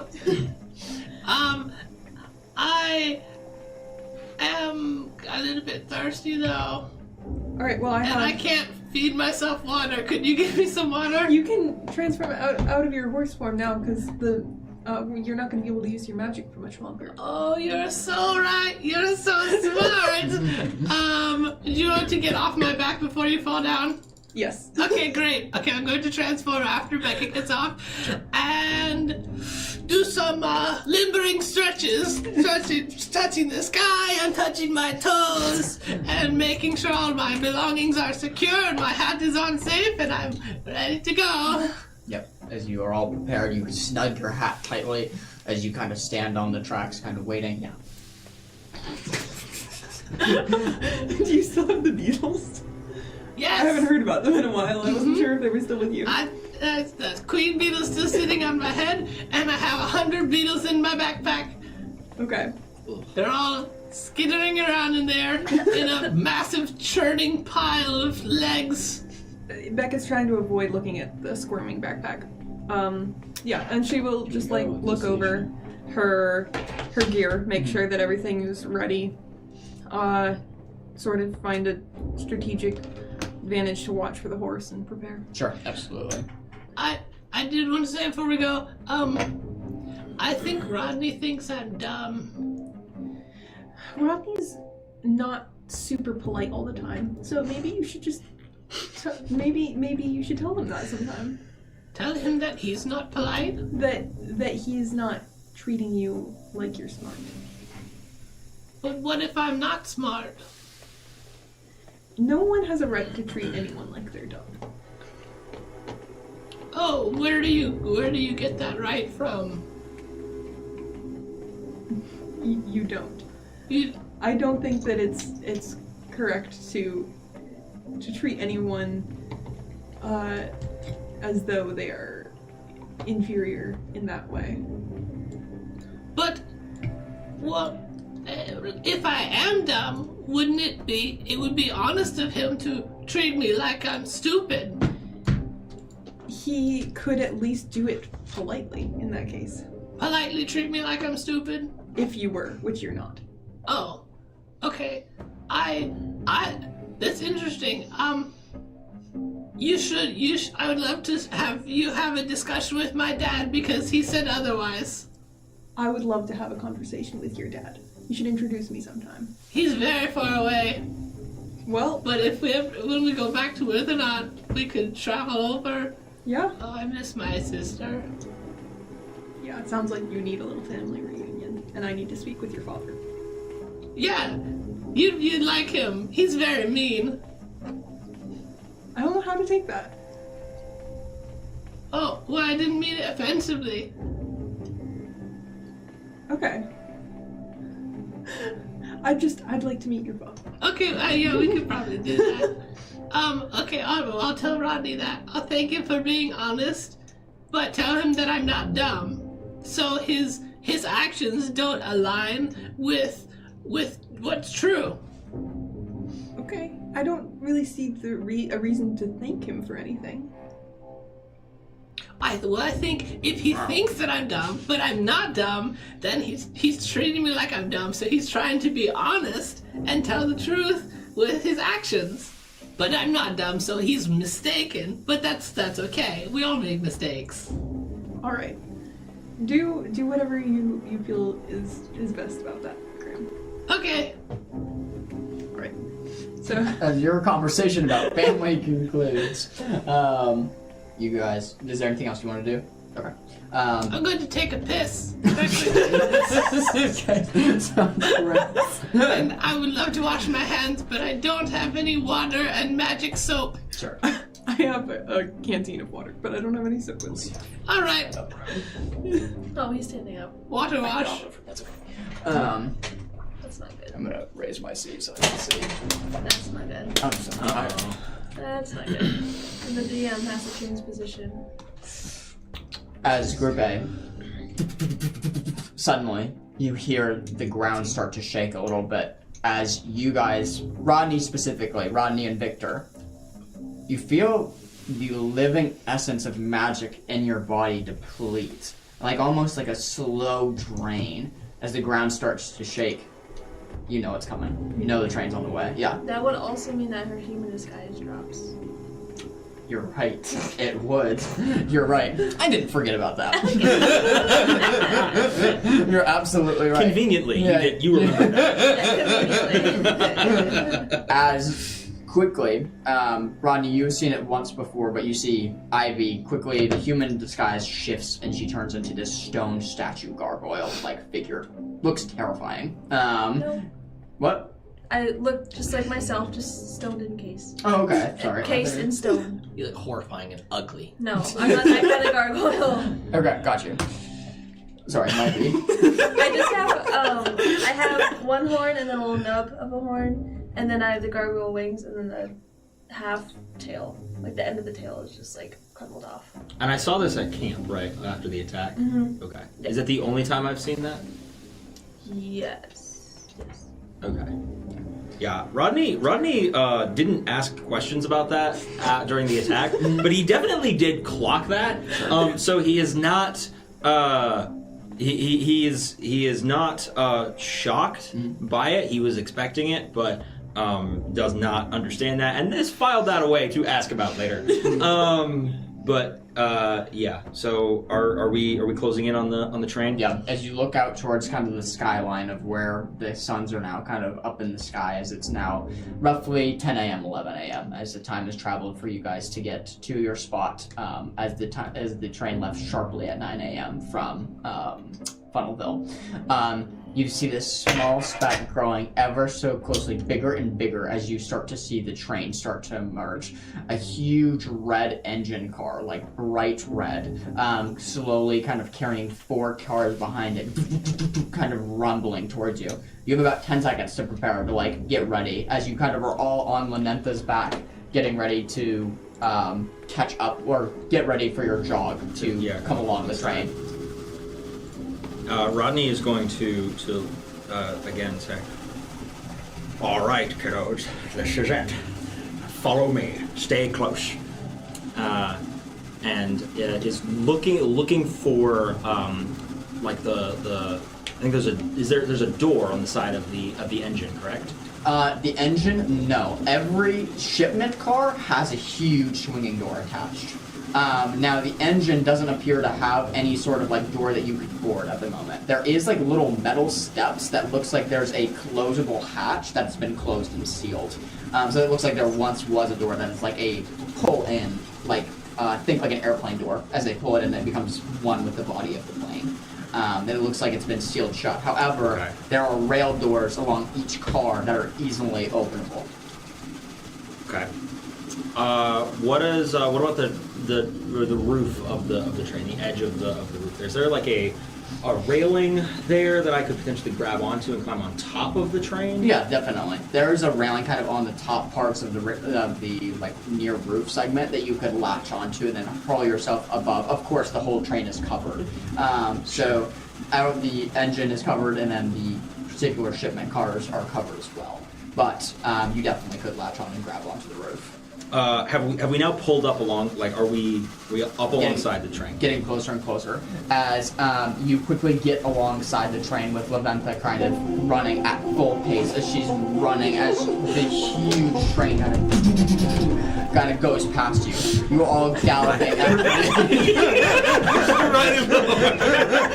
You all galloping at full speed as you're pulling alongside this huge engine. It's much bigger than you thought. As you've been designing this for like 2 months, this raid, you have an excitement in your soul about this as you've been planning to do this. Suddenly you come up with it's going a lot faster than you think as Laventa's trying to like keep up as fast as she can. You gotta jump now. Rodney is going to sort of get his feet under him, like on the back of the horse, jump up and reach out with his tongue and grab the railing on the roof of the train and just like pull himself onto the roof of the train with his tongue, like just almost like Spider-Man but a frog. And just launch out and fly onto the roof of this train. Yeah, you can do that with your sticky tongue ability. Yeah. As you watch, you and Victor watch, Rodney, this huge tongue emerges from his mouth and hit like the roof of the train and wrap itself around the railing, and like a rock that's in a slingshot, thrown off the horse as he launches off, hitting the roof, kind of a little bit harsher than you would have liked, but still hitting the roof nevertheless. As you and Victor are still on Laventa trying to keep up, the second car has gone by now, as it's now the third and fourth car. Yeah, I'm jumping. Okay, sounds good. Are you jumping onto the rail car, one of the rail cars? Yeah. Okay, sounds good. Go ahead and make me an agility roll. I'm gonna say Victor's gonna jump alongside you too. So wait, we're spread out now? You are on the roof of the second, and they are jumping on the sides of the third. Alright. So a little bit, but nothing huge. Okay. It's like 75% of the train, but alright. What was your roll? Don't. No. Sorry. Oh, also, this is battle map is on screen for you guys. Okay. I am gonna put the tab on it. Leisha wasn't getting on my case, but I knew I had to have a really cool battle map. I built this all from hand, so this one's a really, really fun in-depth one. So It's one of my Good job. favorites. Yeah, Looks that's great. so cool. thank you. If you roll below 5, it's death. Okay. Okay, well, it's not that bad. While I take Alicia's roll, if everybody, meaning Wyatt, would you put your guy on top of like the second car where you would think it would I be? am not. It's still the. Oh yeah, my bad. Hold on. There you go. Can you get it together? I'm sorry! I've been in jail and I still got a 2! Okay, what was your roll? I got a 12. You got a 12. As you leap off the horse. I'm still like, I am a little heavy. As you leap off the horse, you have no problem getting yourself off the horse. Laventa, on the other hand, was not expecting this weight shift, as you are stone, meaning you are much heavier. As you latch on to the third car, as the door begins to kind of shutter open from it looks like there's wheels on the top and the bottom, like it's a sliding door. As you grab the whole thing, it slowly starts to kind of start to open. As you are holding the rail, as it's slowly starting to open, you're just watching the ground go past you. Lanentha, from the weight disparity, kind of shifts her weight a little bit and begins to fall. getting herself back up, she kind of like gets herself back up quickly, but now is greatly behind from the next party as she kind of tries to regain her speed once more. You both see this. It's going to be tight to see if Lanentha can make it to them in time, as this shift of weight might be the cause of them not being able to get on. As Victor jumps off onto the 4th car. Now you have you on the roof of the 2nd, you on the door of the 3rd, Victor on the door of the 4th. Am I on the second? Or am I on the second car or the? Sorry, engine? yeah. When I say 2nd car, you're on the 2nd car. I'm just not including the engine as the one of the cars. So going from 1 to 5, if we were including the engine, you're on 3, and Alicia's on 4, and Victor's on 5. So Okay. So did you guys get that of how I'm counting it off? So 1, 2, 3, 4, 5. Yep. So I'm on 3. I thought I was on the roof of the engine. No, you're on 3. Oh. Okay. I kept saying 2 because I just wasn't counting the engine. Sure. So- Gotcha. I was trying to jump onto the engine, but that's fine. All right, I'll be on. Gotcha. So as you're on the roof of the 3rd, Ivy, you're on the roof of the 4th, or not the roof, the rail of the 4th, and then Victor is on the door of the 5th. Oh, this just got terribly. Is there a way for me to get rid of this?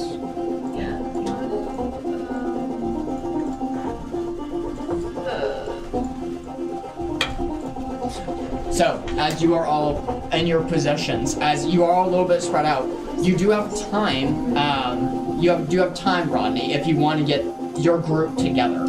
Sorry. Yes. Sorry, give me 1 second. you're good, you're good, don't worry. Sorry. It's on the screen. Did we hear this one? As they have all boarded, you're all waiting there when you suddenly hear the horn as you kind of look out to the skyline. Sure enough, a small little speck in the distance, growing closer and closer. You both are looking at it, getting ready. I would like to start sort of running to try, like, we can't in any way keep pace, but at least making the boarding onto the Sure. horse a little bit easier. Sure. Just try to start running to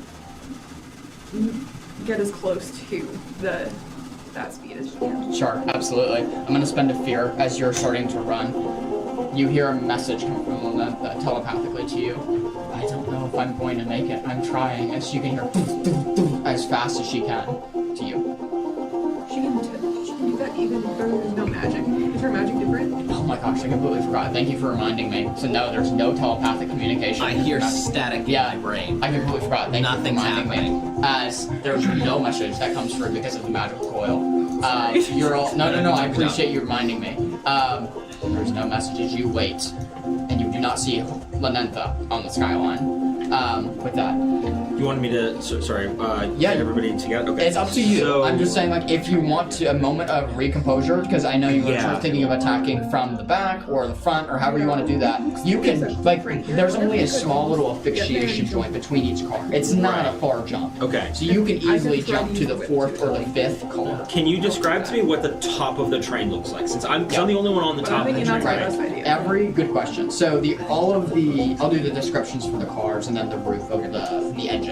The engine is this very bumpy, but there doesn't look to be any sort of trapdoor that goes into the top-down part of the engine room. Meaning the only way into the engine room would be through one of the cars. Now on every car, there looks to be a trapdoor that you can open and jump down into the car itself. Meaning there's an entryway from the top down. As far as that, it's just like a shielding of a train roof that is kind of pointed to keep liquid from running off the train. Okay. Yep.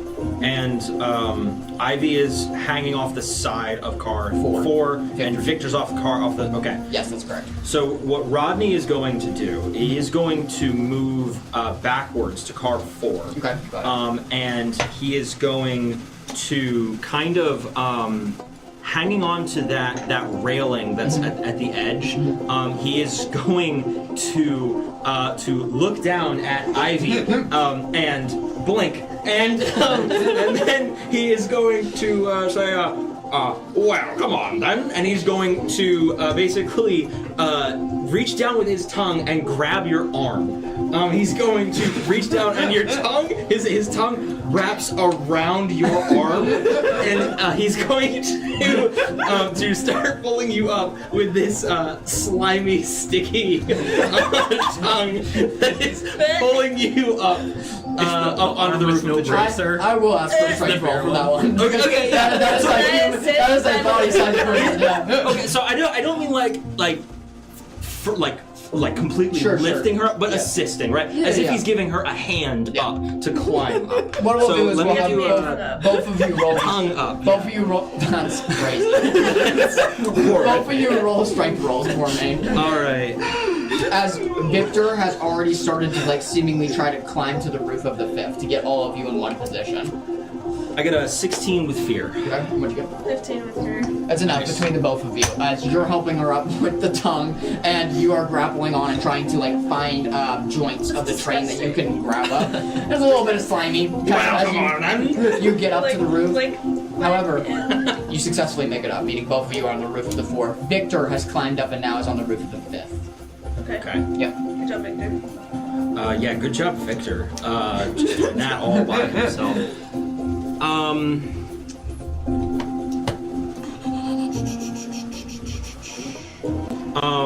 You got about a minute 30 till Group B. I am going to tell everybody. All right, follow me. We're going back to the front of the train, and we're gonna move towards the engine car. Sure. And specifically looking at the roof of the engine car, trying to find, is there any way I could get direct into the engine car directly? Good question. As Victor takes his leap and makes his way, now you are all on the roof of the 4th as you begin to leap your way kind of to the engine car. Go ahead and make me an investigation check, so instinct. I'll give you advantage, mainly you have quite a party with you, kind of looking around. As you are doing that, I am going to spend a fear. Being that there's been a lot of noise made from the door opening as one of you leapt on, and now all of you on the roof jumping from car to car, suddenly the door of the 4th that you were just on previously opens, and you see a very well-dressed soldier, a kind of like engineer. He has like these steampunk train goggles, and he looks up and he yells something like, you can't hear what he's saying because of how loud it is, but he's clearly calling for backup. As you see this, you immediately know, oh, we've been spotted. Yeah. And okay, so how far do I got a 14 on that with hope. Yep.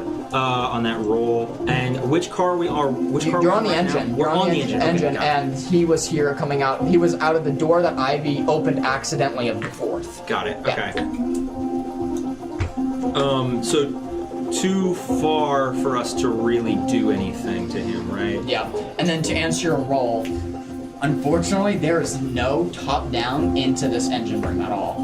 The only way that it looks like you're going to be able to get in from the outside is that door, that compression door that is kind of latched into the way. Now, on the inside, you know from studying that there is a way in from the other cars because they're joined together. Okay. But that gap between the engine room and the other car is like this big, so you can see down and you can see the doorway, but there's no squeezing through unless you're going to transform into something, which even then. Got it. Okay.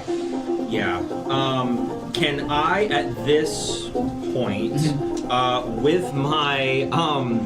with my experience that we haven't has not been relevant yet today, my human stopwatch or rivet stopwatch, I suppose, a human stopwatch experience. How much time has passed? Great question. Between boarding the train and since we have boarded the train and right now. Yeah, that's a great question. So we were looking at 2 minutes and 15 seconds, and then I said I believe it was like a minute 45 left for you guys a few seconds ago. So 2 minutes 15 seconds, about 30 seconds.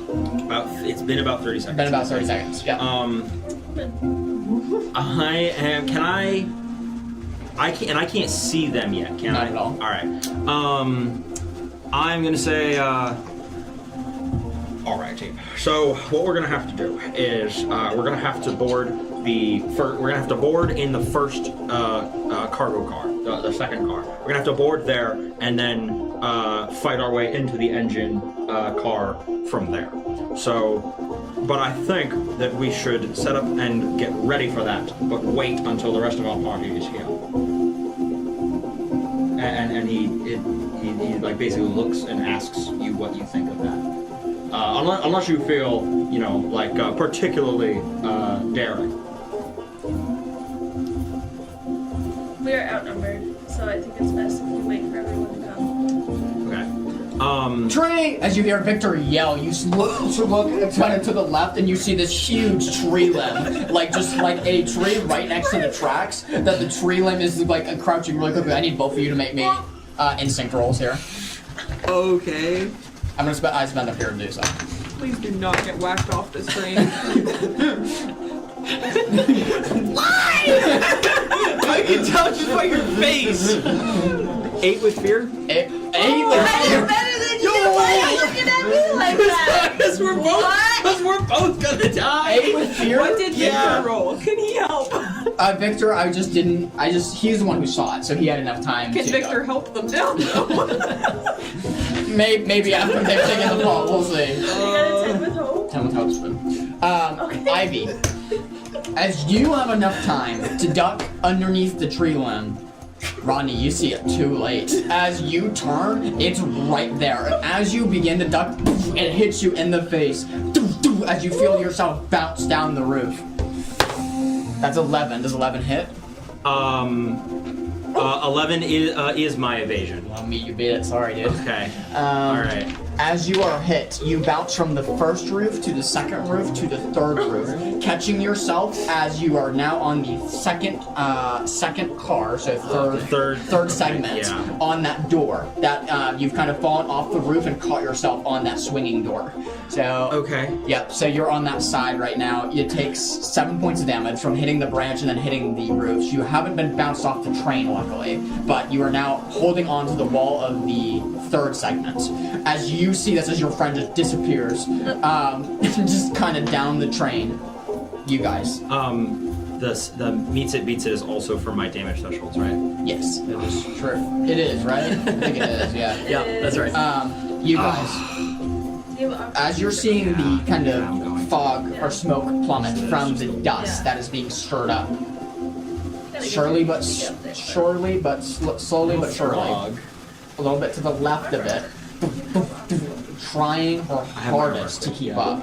You see the horse. It looks like the train is outpacing her by a lot right now, but she's trying her hardest. Yeah. We have a plan. We have a plan. But it has everything to do with how you drew this map. Okay. So it looks like there's a cliff that goes right up to the edge of the train. And we're on that cliff currently. Can we get there and try to jump down onto the train? I'll certainly allow that. As you kind of quickly see this cliff and seeing that you might be able to jump down, just a heads up, the distance from the top of the cliff to the train is going to be a 40-foot drop. But you can do it.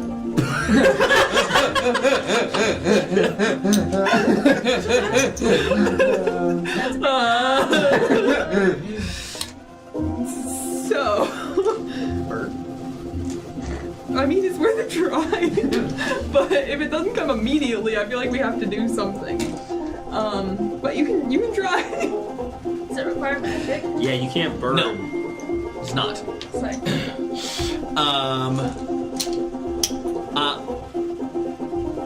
Okay, well, I'm sorry, was your question, does animal transformation no. do magic? Okay. If you'll allow it, I'm going to use natural familiar to call an animal, a physical animal that's around. Yeah, I'll definitely allow that. Hearing Beckett's plan, and then looking over the cliff, hesitantly seeing the probably 60-foot fall to the ground and a 40-foot fall to the top of the train. We can do this, Graham. We can do this.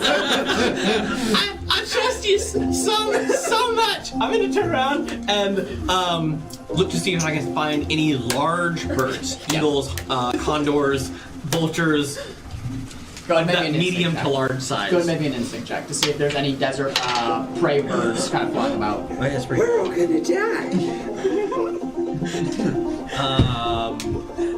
Okay. Instinct. Oh, am I gonna do that? Nah, that's alright. We're good. Okay, that is 19 with hope. Nice. Serious.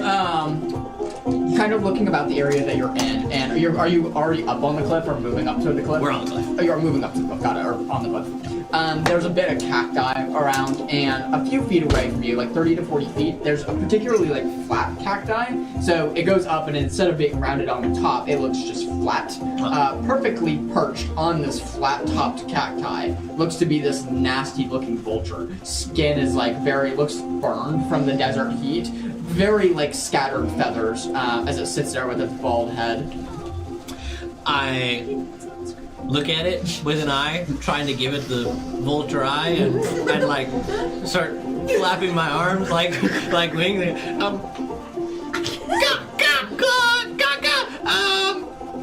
Do I grab his attention initially? Yeah, you definitely grab his attention. That's one way to word it. So That's one way to word it. So I'm using Natural Familiar to summon him to my side until my next rest. I can spend an additional hope for it to be one that flies, so I'm spending 2 hope for this. Yep. And I can communicate with them flawlessly. And normally I would be able to cast a stress to see through their eyes. That'd be magic, so none of that. Just Yep. calling and talking. Right. So I go.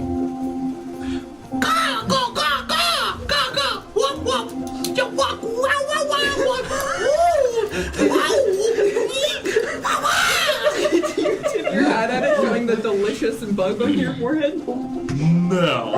No, okay. The huge vulture kind of looks towards you, and to your surprise, seems to understand you pretty quickly as it begins kind of like flying over and like squawking next to you.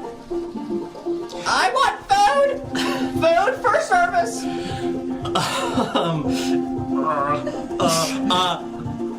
Cranberries in the hand held up to the air. As you hold it up, the huge vulture comes and just like, with its very pointed, sharp beak, starts eating it out of your hands. And as he was doing that, I'm giving him vulture commands.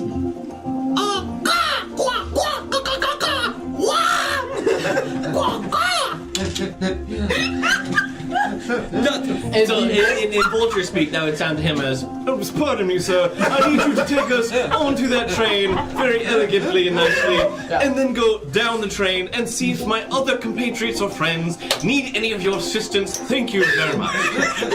What's the finger guns mean? That means down the train to see if my any companions or compatriots need any assistance. Thank you very much. That's the. As you have quickly gained an actual affinity with this vulture, being that you've fed it and have used your abilities, you quickly have a friend who will do your bidding, and will be ready to carry. Is it just? It can only carry probably you or Becca. Like it can only carry one person. I'm fine.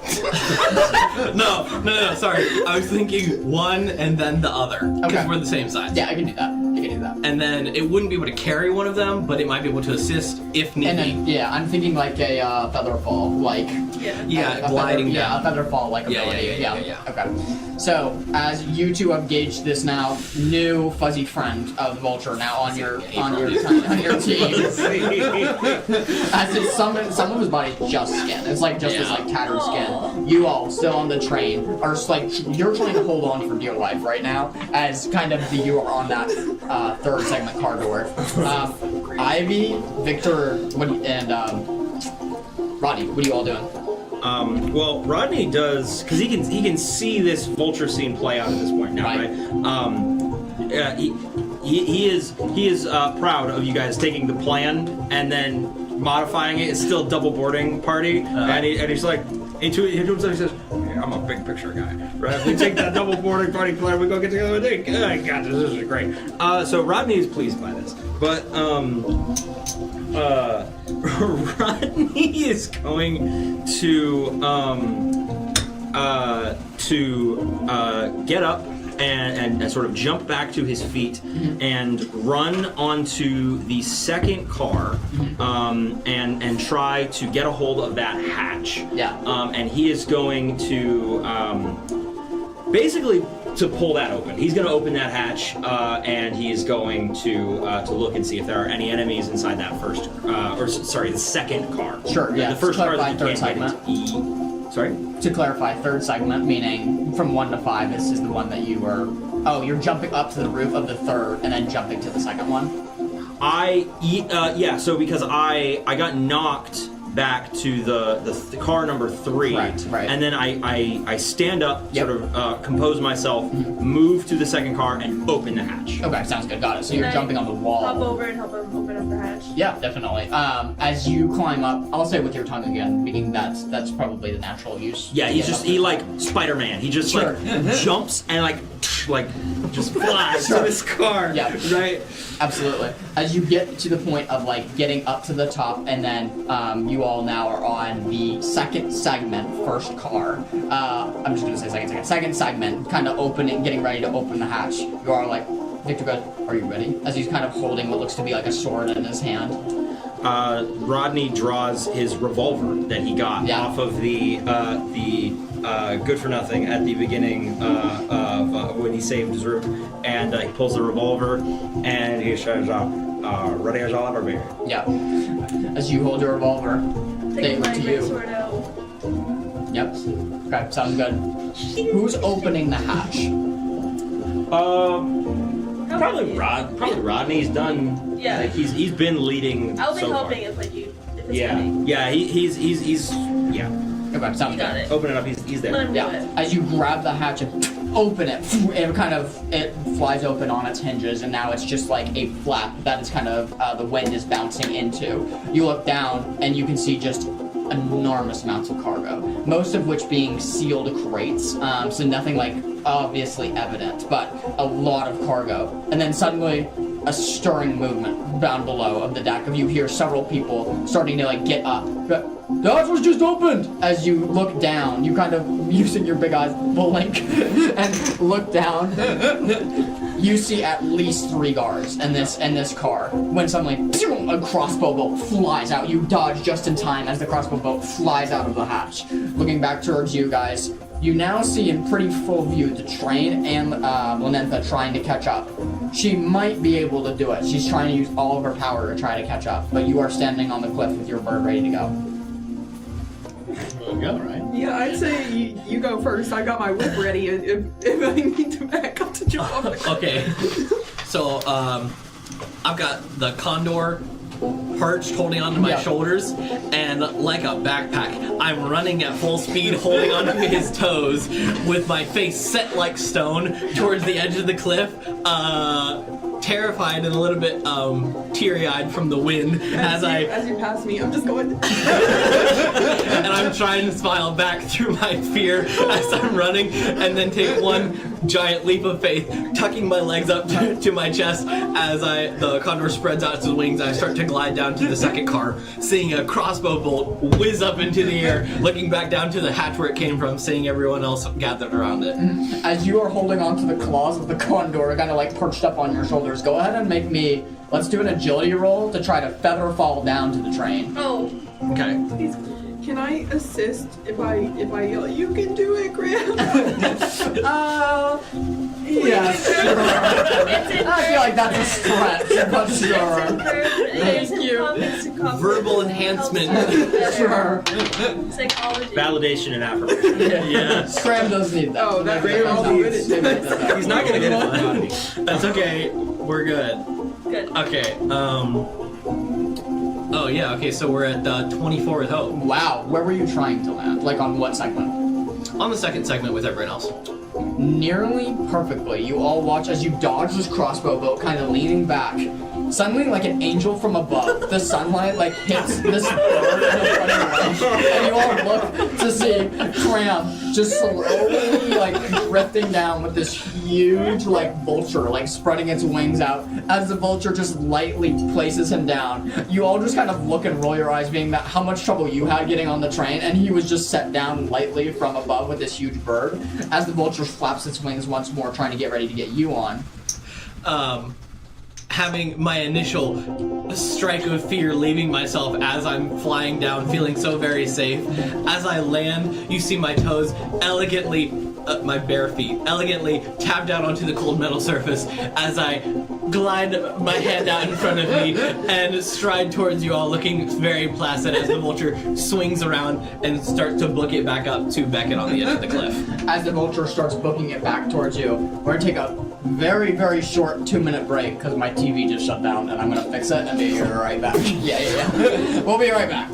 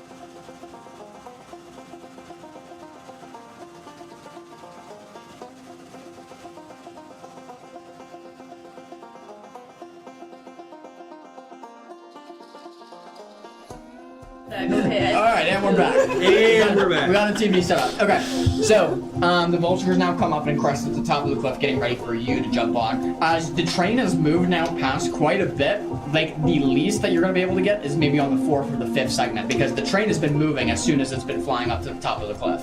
But as you see the vulture kind of crest and get ready, you see then Lanentha just break away, and you can see that underneath you, she kind of looks up and looks around, looking for everybody, and then sees you at the top of the cliff.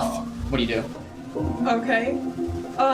She's gonna lock eyes with the vulture. Try to do what Cram is. She's gonna be like, Don't forget this part. pointing down to Lanentha. Go ahead and make me an agility roll. That is definitely going to be with disadvantage. With disadvantage. Oh, come on. Such good RP. It was good RP. It was really good RP. That was beautiful. I think really good. in my mind. Okay. Perfect imitation. The only reason you're getting disadvantage is he can speak to animals and you can't. And that's the only reason. But I've watched him do it so many Oh my times. god. So many times. I got a 6 with hope. 6 with hope. As the... I do have. I was planning to use this, so I don't know if this does anything for me. Okay. I have a whip. I would like to use Indiana Jones style. To what? No, not the bird. I was gonna use it to latch onto the train, but I don't know if I can use it to help lasso myself across the cliff or something. I like your creativity. As the bird kind of picks you up from the shoulders and gets ready to using its kind of coast, were your instructions to try to get it on the back of the horse, like to drop off to Lenentha? Yes. As you get your lasso whip ready, getting ready to try to use it as an anchor, the bird picks you up and, a bit confused by your instructions at first, does an in-air circle as you're like trying to correct the bird as it flies like in a circle once before then making its dip, making it a little bit like off time. However, it does deliver you safely to Lenentha. As it lets go, you are now on the back of Lenentha. However, right when you get on the back, the horse starts picking up because you see the train. They are moving, and they're like 50, 60 feet out in front of you now. As Lenentha kind of picks up and tries to run as fast as she can. You all quickly see Beckett on Lenentha slowly drifting into the prairie. I will, in some attempt to revive this horse's energy, I'm just gonna dump the rest of my canteen of water over it to cool it off. I'm gonna be like, just go, like, hurry up. Horsepower's overheating. Overheating. Carburetor down. Cool it down. As you take the water canteen and dump it on the horse like a car part that has been overheated. Mad Max car. Lenentha appreciates the sentiment and tries to begin to run faster. Go ahead and make me a knowledge roll here. As you are running on the back, you are all sitting at the second segment, kind of seeing Beckett disappear into the dust. Can I You use an know, experience with this? what would your experience be? Water dumping. Cooling off. What would your experience be? Knowledge gained is power earned. Oh yeah, definitely. That's a very relevant one here.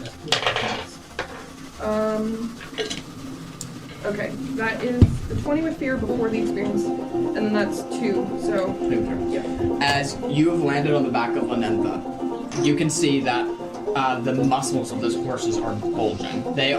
She's been running for as fast as she can for probably, I would say at least like 30 minutes to an hour. As fast as possible. She is gassed. A quickly connection is made in your mind. If the horse is gassed, the horse is probably stressed, and a lot of the physical fatigue is a form of stress.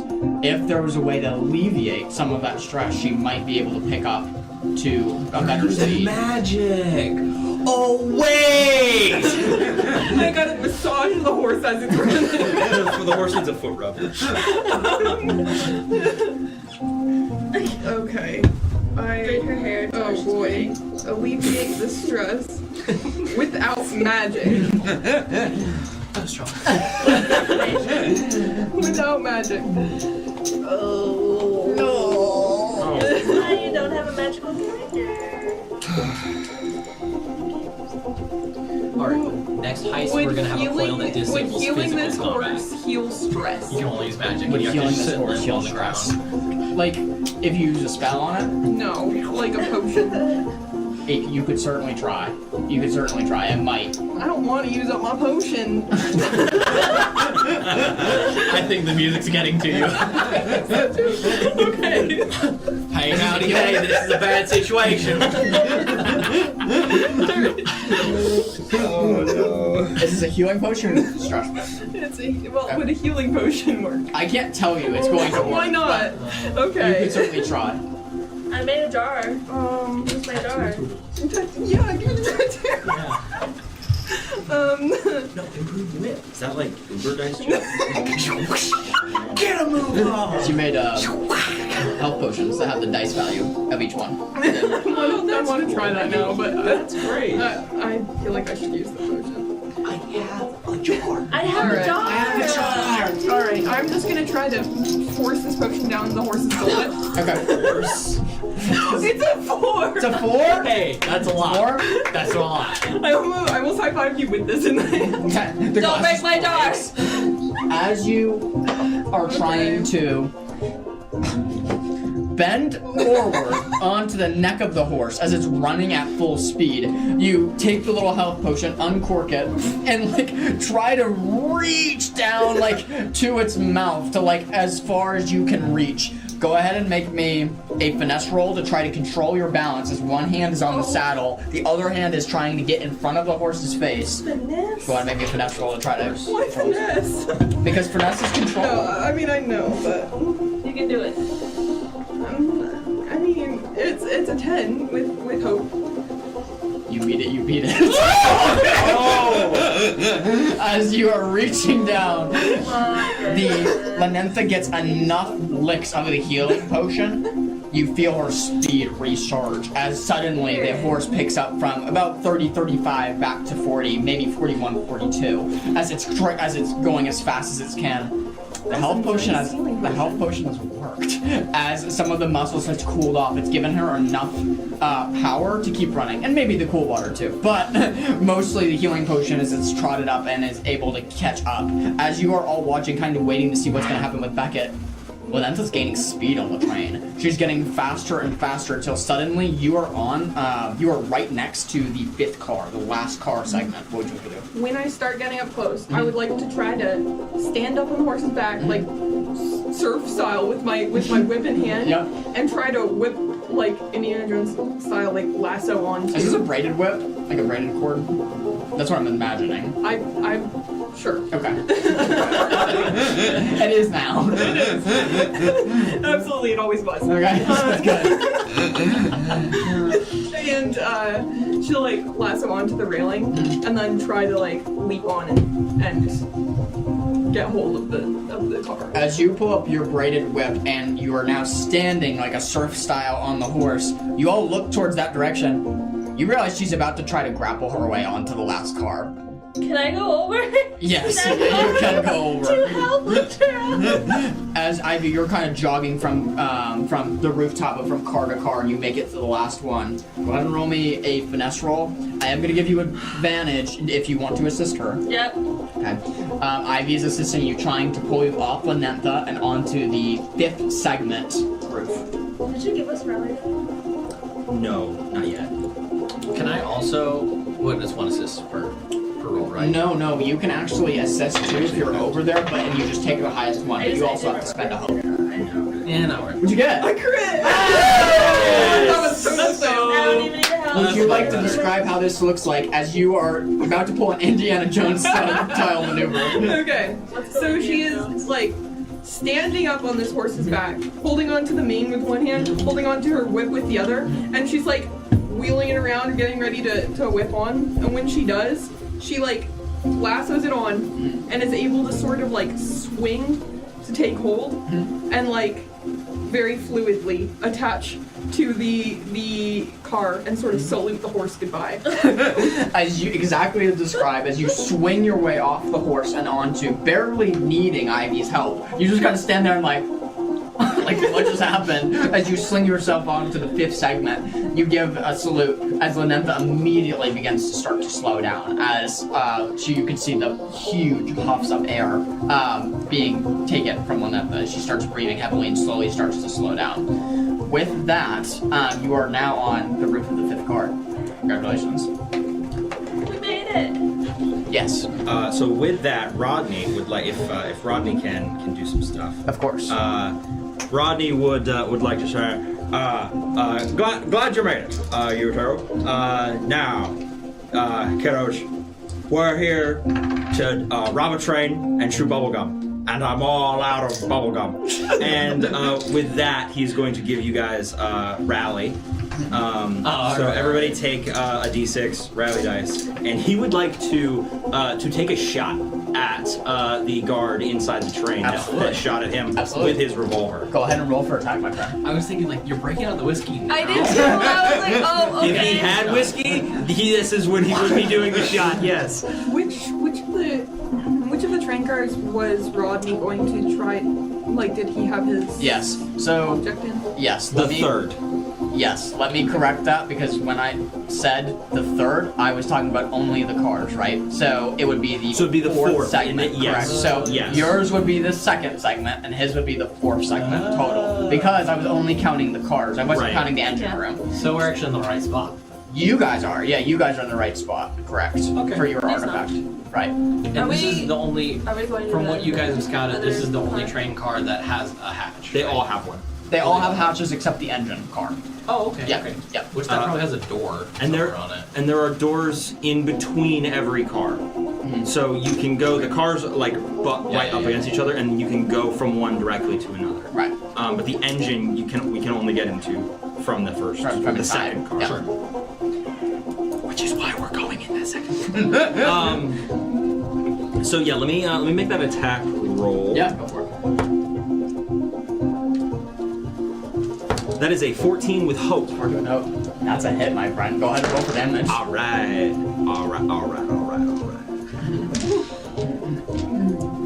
That's a 13. That is a 1 and a 2 on the dice. Okay.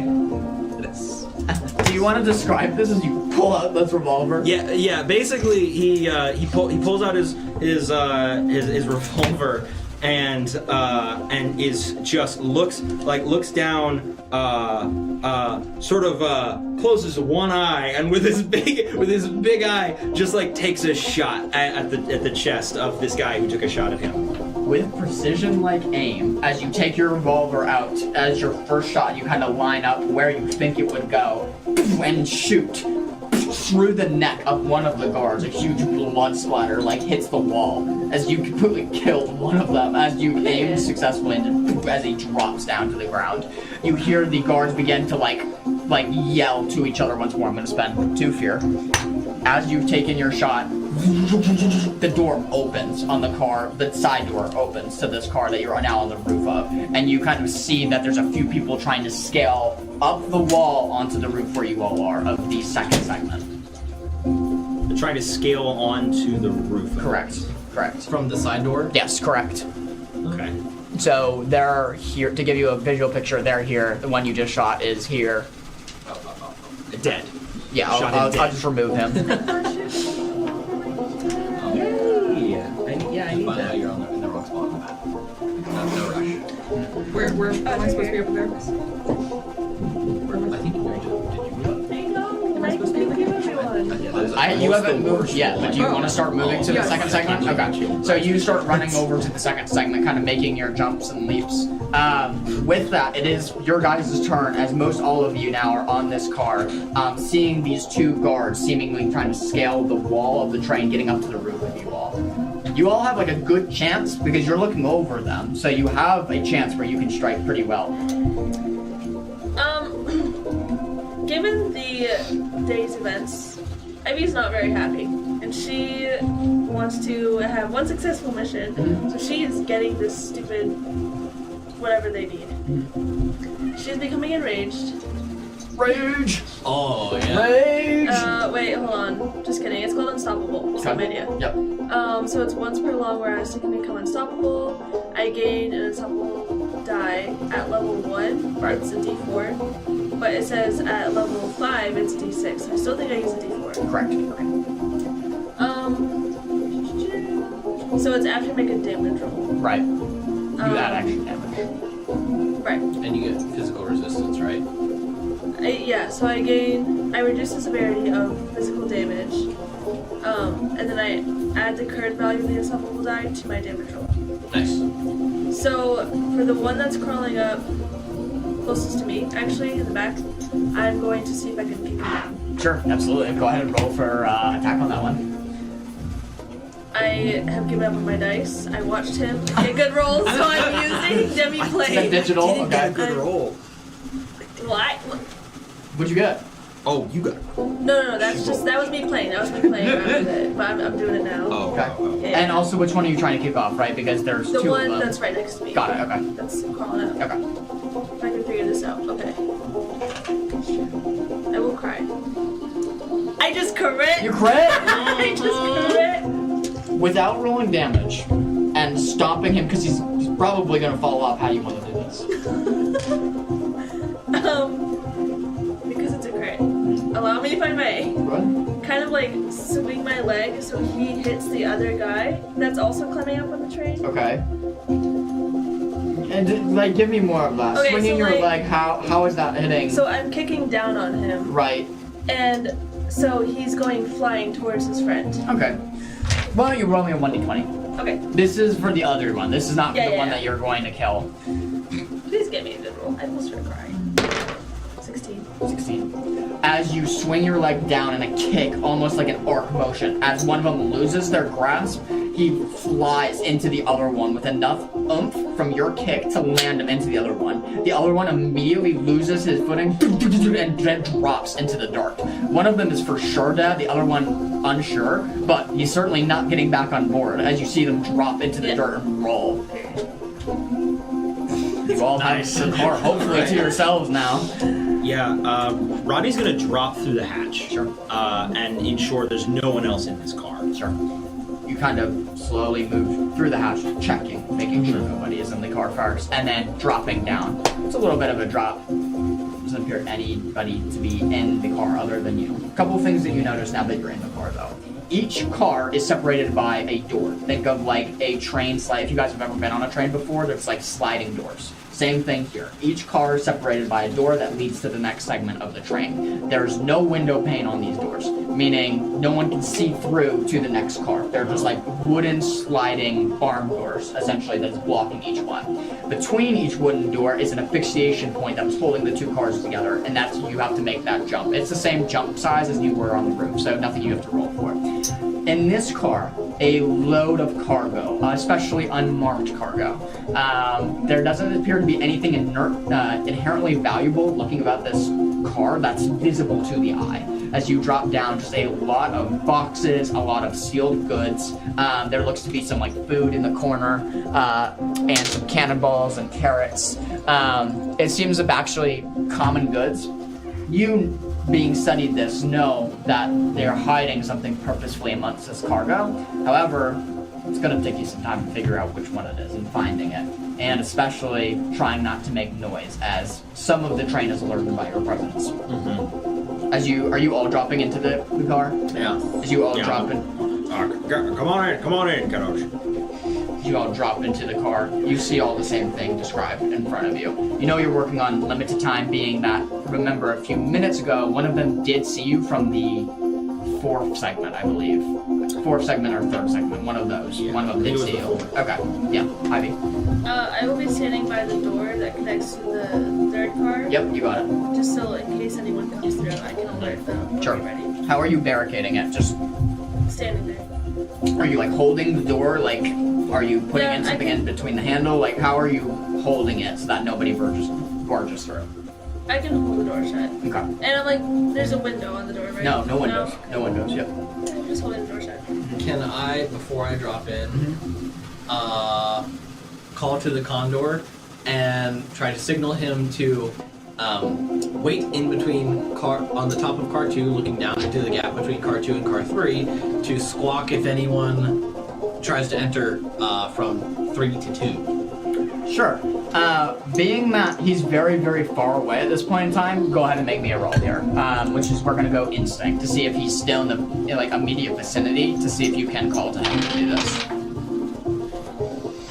Because you're moving on a 40-mile-per-hour object, it's going pretty quickly. Yeah. Should have used birds instead of horses. Next time, Zrook and I will do better. 15 with fear. 15 with fear. As you look about the area, unfortunately, it looks like he's just too far away. As your signal goes out, and it just...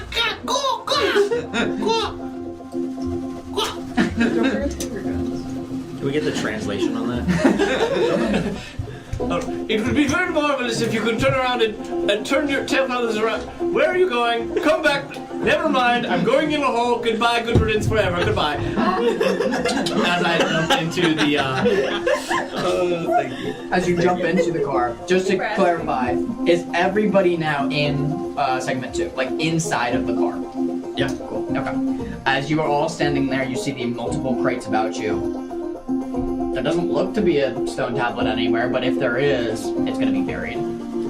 Is there anything pocket-sized? Good question. Go ahead and roll me an instinct check.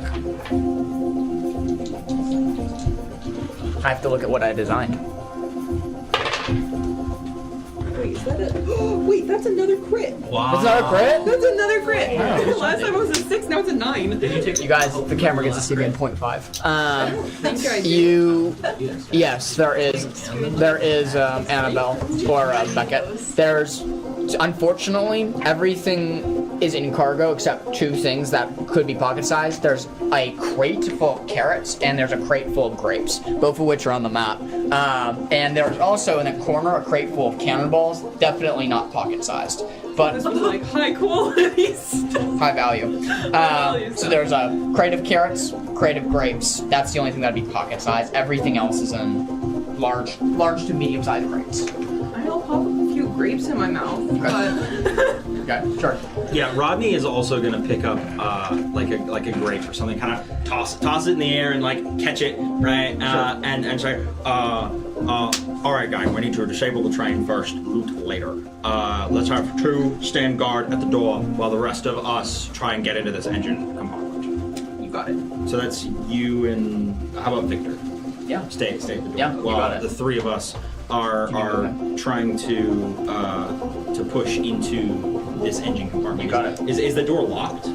Going up to the door and kind of like swinging it a little bit. Doesn't appear to be locked. It looks to be unlocked. And it's the same as the door on the other side of the car? Same exact one. However, you know as soon as you open that door, it will be a jump across and then another door that you have to pull open because there's doors in between each car. That way it's not exposed to the outside, right? Yeah. So as soon as you open the door, you know they'll most likely hear it.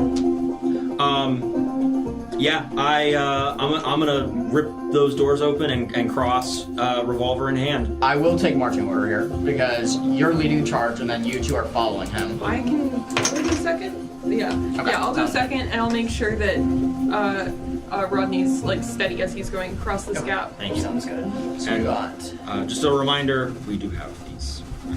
Rodney. yeah. We're gonna need them. Yes, Beckett. I think so too. As we go across the gap, we're getting to the other door, right? The opposing door, Yeah. which is still closed. Yeah. Cram's gonna go up, and I'm gonna cast Knock, which is not a spell. I'm going to go up to the door, and I'm going to knock on the door, and motion for you to have your revolver at the ready, as I have my crossbow. Yeah, I'm basically gonna hold the revolver at head height, just basically where the door is gonna open, expecting to shoot whoever I'm opens holding it in the mine up. face. I'm gonna face shoot somebody. So you got head, and she's aiming for like gut, and I'm aiming for crotch. You just got two. I'll go high, you go low. You load up with your revolver, and then you're 2 with your crossbows as you and Victor are standing at the door, just watching them get ready with this elaborate assassination plot. Just when whoever opens the door is about to get loaded. And suddenly, you and Victor,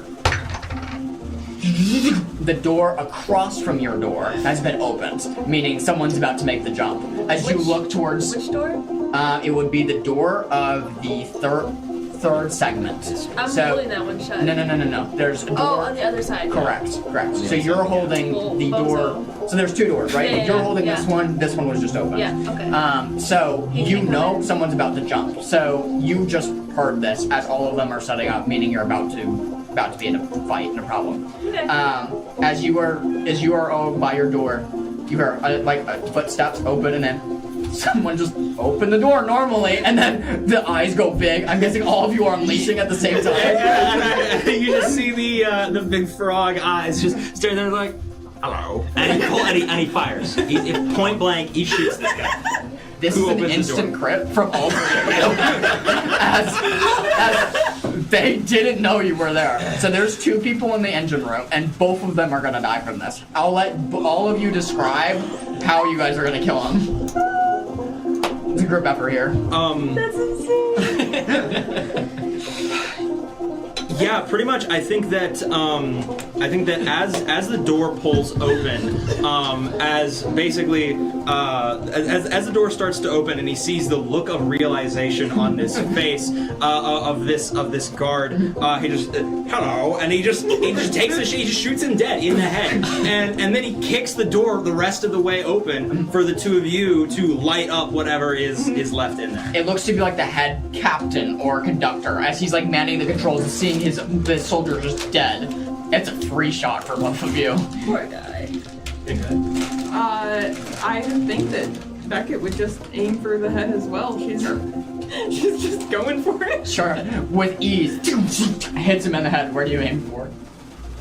So he's dead, right? Yeah. He just got shot in the head. Graham holding his hand crossbow tentatively, which would be probably medium sized for him, is also aiming at the second guy and goes,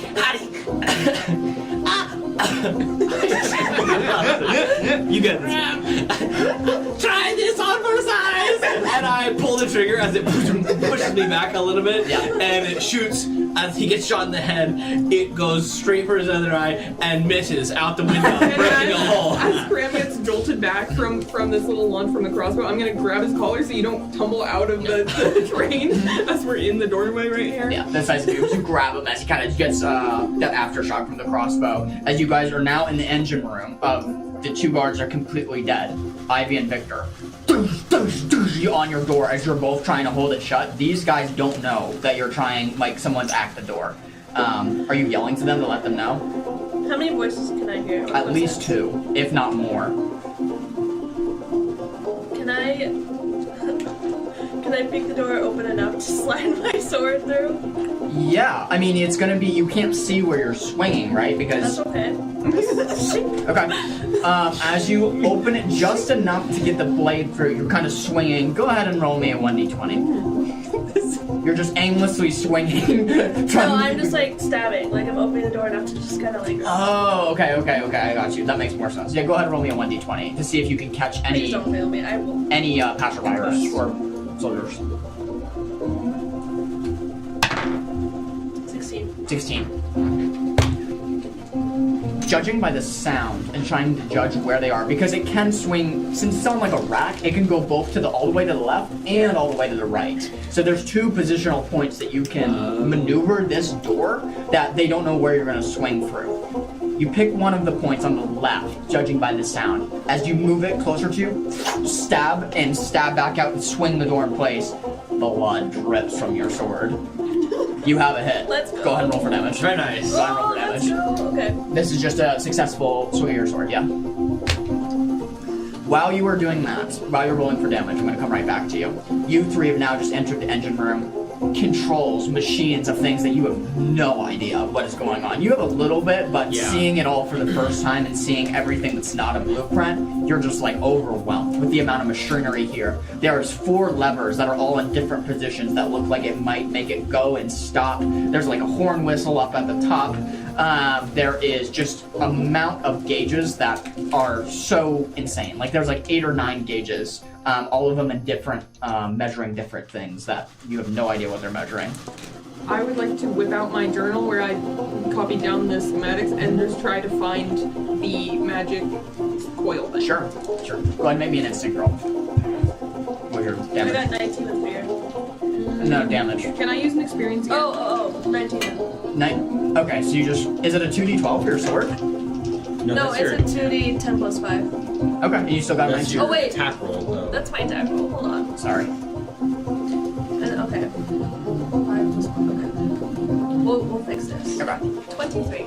23 points of damage. Very nice. Doesn't kill him, but it certainly hurts him. It's an Okay, enemy. and then Can I use an experience? Yes. With this? yes, you can. Okay. Good stab. As you've written it down. Very nice job. Stab in the Good dark. step. Good soup. I thought there was another crit for a second, but it wasn't. Okay, well, still really good. 21 to hit. 21 total.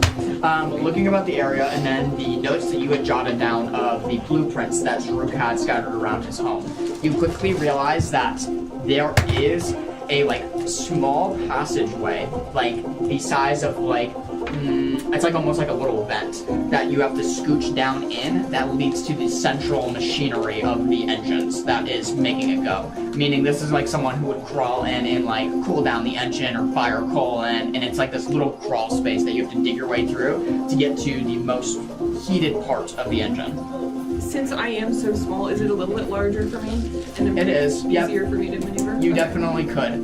Quick note, as you kneel down, you notice it's so hot coming from this vent, meaning you only have a certain amount of time to get in and get out before you become extremely overheated. As you like begin to like start to crawl your way, I'm not making you in, just starting to feel it out, you're talking 120 instantly, as the wave of heat is hitting you from this is like a little air vent from the central engine output. Who engineered this thing?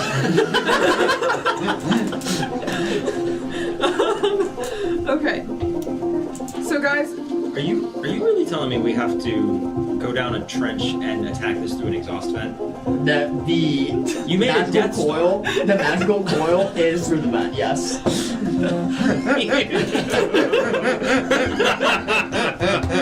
I see you. I just want you to know that. So I'm gonna turn on my ion blasters.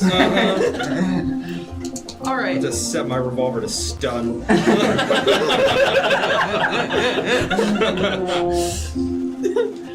All right, folks. So I turn to two of you. You're the only ones in this. Yeah. Okay. So I'm going to try to get that coil. I don't know if there are going to be like guard reinforcements, but do you guys think you can manage without me? I'll try to be as fast as possible. It's super hot in there, so I'm gonna try to get out quick. Yeah, do whatever you have to do to disable the anti-magic field. If you need help, call. We'll come back. I don't think that multiple people could fit in there, but yeah, thank you. Okay. Well, if you need anything, call us. I think I see a little bit of stabbing happening in the other car. I'm gonna take a look at that. I'm gonna go participate in some good old stabbing, and I'll take Cram or presumably, yeah. I'll motion for you to follow me and go into the other car. If we move to the second car, Yep. will we still be able to hear her if she calls for help? Not down if she was in the general area that you are standing in of the engine, but when she's in that vent, no. All right, I'm staying in the front. Okay. To listen for you if you need help. Appreciate it. So you're standing there. As you move towards you, I'm going to spend a fear. As you are holding the door steadily, they're going to try something similarly, as something just happened to you. Suddenly, fing, a sword is jabbed through the door, as you did not expect it. You thought they were going to go after a gap. They went straight through the door. Straight through the door. Okay. That's a 14 to hit. You and Victor. There are like the crates that could act as, That's a 14 to hit you and Victor. Yeah. Okay, sounds good. What could that do? That's a broadsword. So that's wow. Just like making Oh, no. around. That's 20 points of damage. Oh. As this broadsword is stabbed through the door as hard as it can, impaling you. You are running and see suddenly Ivy fling this door this sword insert its way through the door and then into Ivy's rough statue-like skin. As it stabs in and is pulled out, it's 20 points of damage to you. As you quickly kind of like holding, you're like, oh, this might be a bigger fight than I thought. Are you starting to move your way into the vent? Yes. Before I do, I'm gonna just take the last check at the diagram and try to memorize it as best as possible, so I will have like no pauses while I'm in there. Yeah.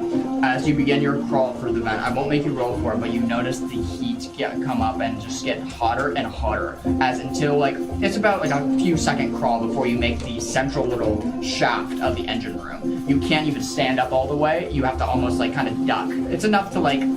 How tall are you?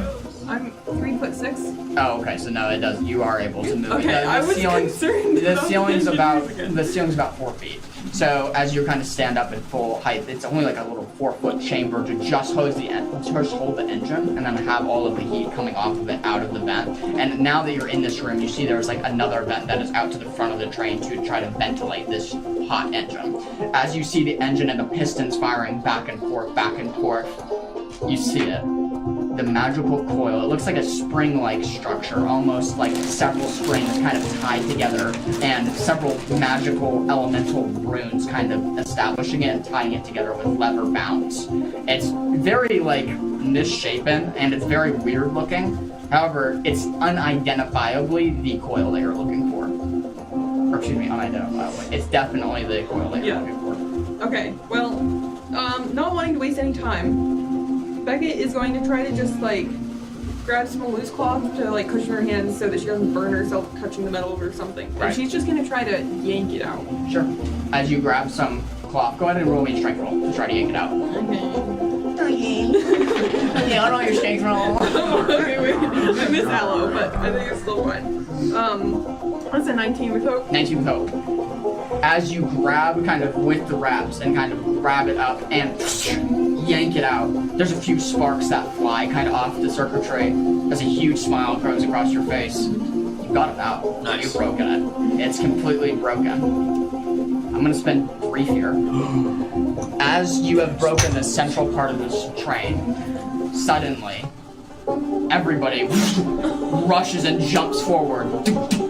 The train immediately starts gaining speed to an unprecedented amount. As you all slurch forward, you are now going 50, 55, 60 miles per hour as it is flying down the tracks. You are like bouncing your head off of all the parts of like the air compartment as you can feel the train going faster and faster and faster down the tracks. As you're holding the magical coil, the train is just flying. As you are like trying to hold the door, as it's just flying, what do you all do? Cram, grab the brake! Sorry, what did you say? I said, Cram, grab the brake! I'm standing, and before me there are 4 levers, all of the same size. I am intuiting that the brake might be one of these 4 levers. Do any of them look more brakish than the others? No. I'm going to start with the left one and pull the right one.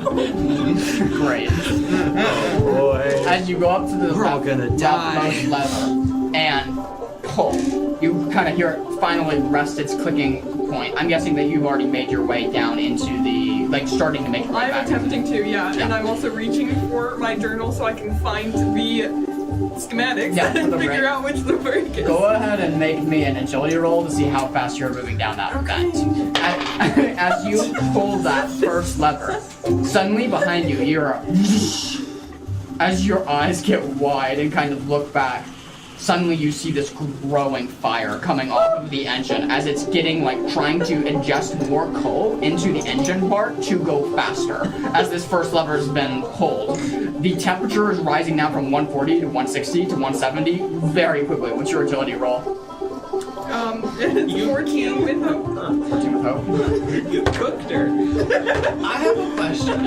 As you are making your way down this air vent, you take 37 points of damage.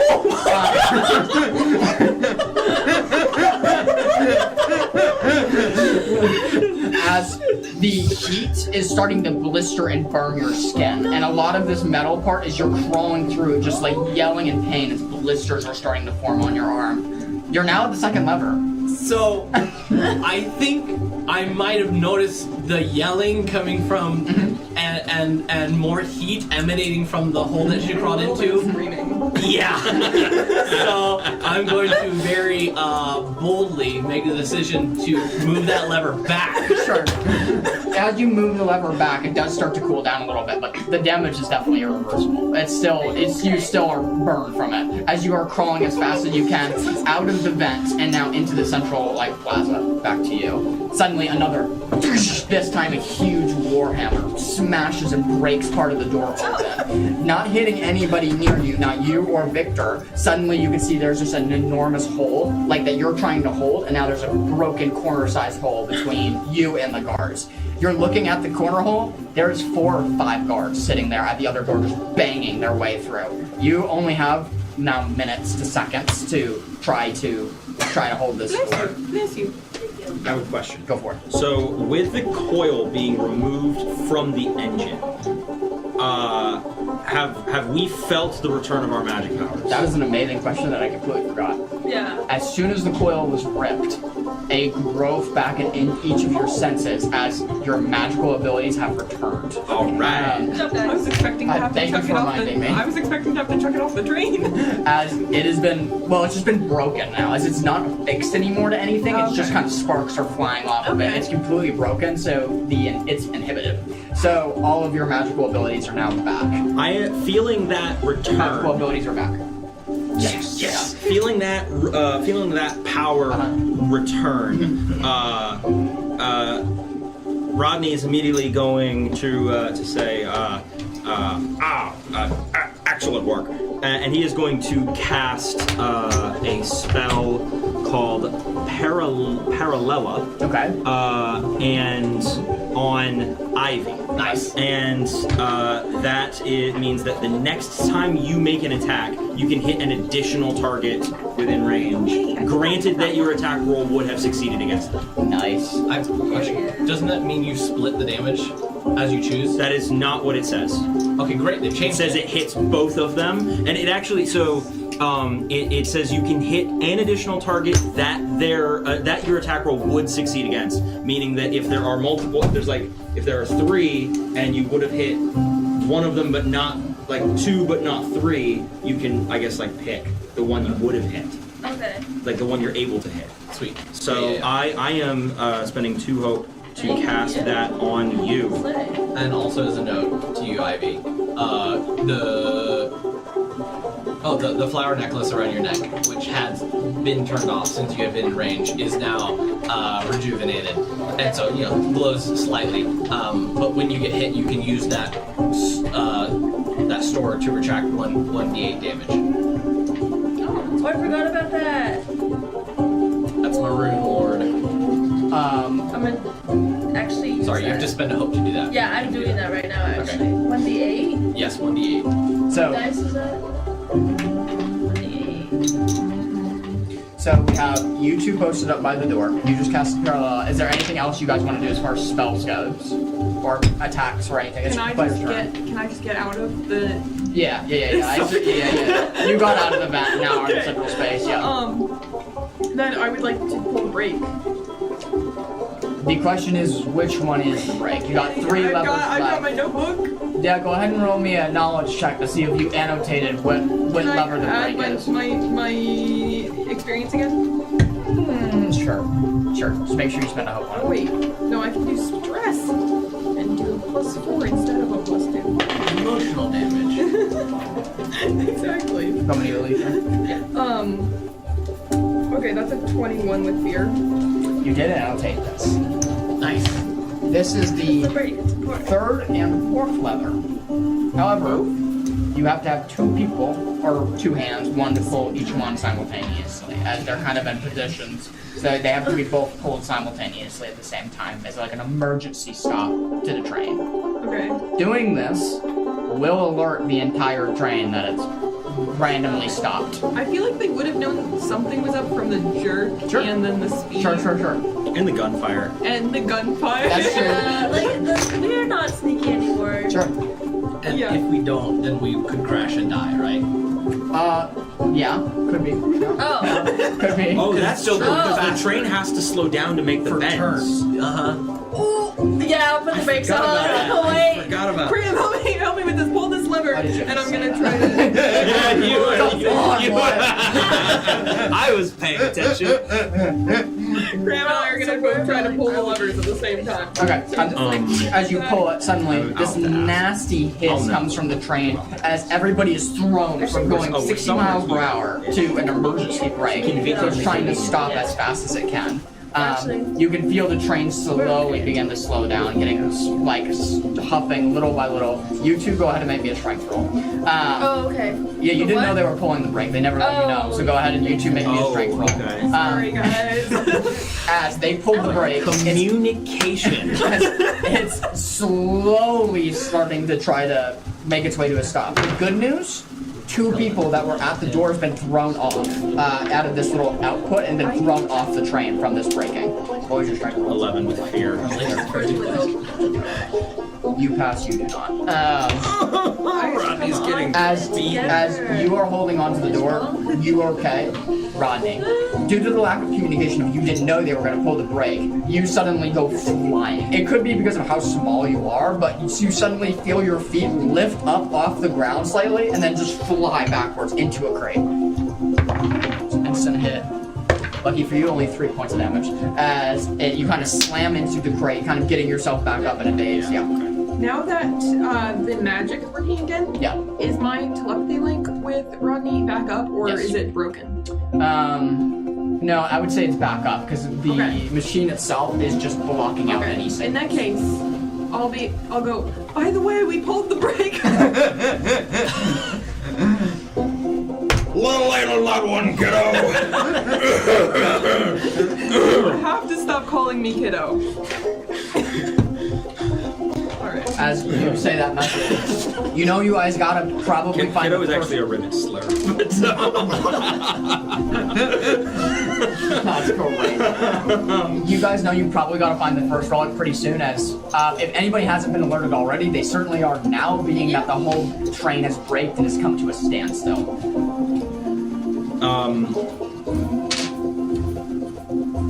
Yeah, go for it. Me? Yeah, go ahead. Yeah, no, go ahead. Okay. Sorry, did I interrupt you? Okay. So with the door situation, Yeah. I'm going to. What is next to me? Is it possible for me and my giant hunking stone legs to like balance on the crates in that corner right? Let me move myself. Right there in the corner, so I can highlight against the wall, and when the door opens, I can kind of like get them right at the side. I You would know what I mean? I would definitely allow that, with the exception of from there you're not gonna have a good grip on the door. Meaning I'm letting go of the door. okay, I'm yeah, gonna let then go of the door. yeah, I'll definitely allow that. Sweet, I'm Yeah. doing that. And Okay. I'm letting the door fly open. Okay. Well, I'm gonna say, guys, I'm opening the door. Communication. So get your gun ready. As she goes to let the door open, can I move from car 1 to car 2 to be in front of the door when it does open? Can I move from car 1 to car 2? Uh-huh. Well, it's I guess I'm confused by the question. From engine room? Do you mean like... Yeah, the entrance to the car I'm in. Oh, He yeah, went through the definitely, door that I'm definitely. rejoining us. Okay, yeah, definitely. I was confused. I thought you were saying segment 2 to segment 3. Yes, you definitely can do that easily. You're now with Okay. the group. And I'm going to mark a stress to transform into beast form powerful beast Yeah. and become an owl bear. Ooh! As I run up and then trip and fall, slide onto my face, and then as I pick my face up, you see my face is now an owl's face. As feathers start to poke out of my face, as I slowly get larger, and I'm on all fours, but my limbs grow to like the size of trunks as my back enlarges, and then I'm curled up, like hunched over, glaring in front of the door with the mean owl's beak snapping, and a very angry owl glare as my face takes up like most of the doorway, and the feathers are lining the rest of it. Yeah. So when they open it, that's all they're gonna see. Yeah, as you transform and you're sitting there, is there anything last you would like to do before that door opens? The door can open first. Okay, sounds good. Then I'll open the door and come back to you. As you let go of it, you've gotten into your corner, the door flies open to see two very heavily engineered. Both of them immediately see this huge owl bear, like, kind of moving their way towards them. And they immediately, one of them is just gonna jump off the train right away. Seeing this, just hurls himself off and kind of like starts running as fast as they can. The other one kind of grabs the warhammer and is getting ready, like holding its shield in front of you, getting ready. Stop to his dance. I would like to communicate with Rodney. Is there any benefit to starting the train up at a regular speed so that we can't get ambushed from the ground? Yeah, was the train completely stopped? It went from 60 miles per hour to a complete standstill. Oh! Oh, Oh, okay. so it's not still progressively getting slower? No, That's it's a already hard stopped. Okay, I thought we had It's slowed down. Yeah. Let's keep moving. Okay. Yeah, we need play to be moving.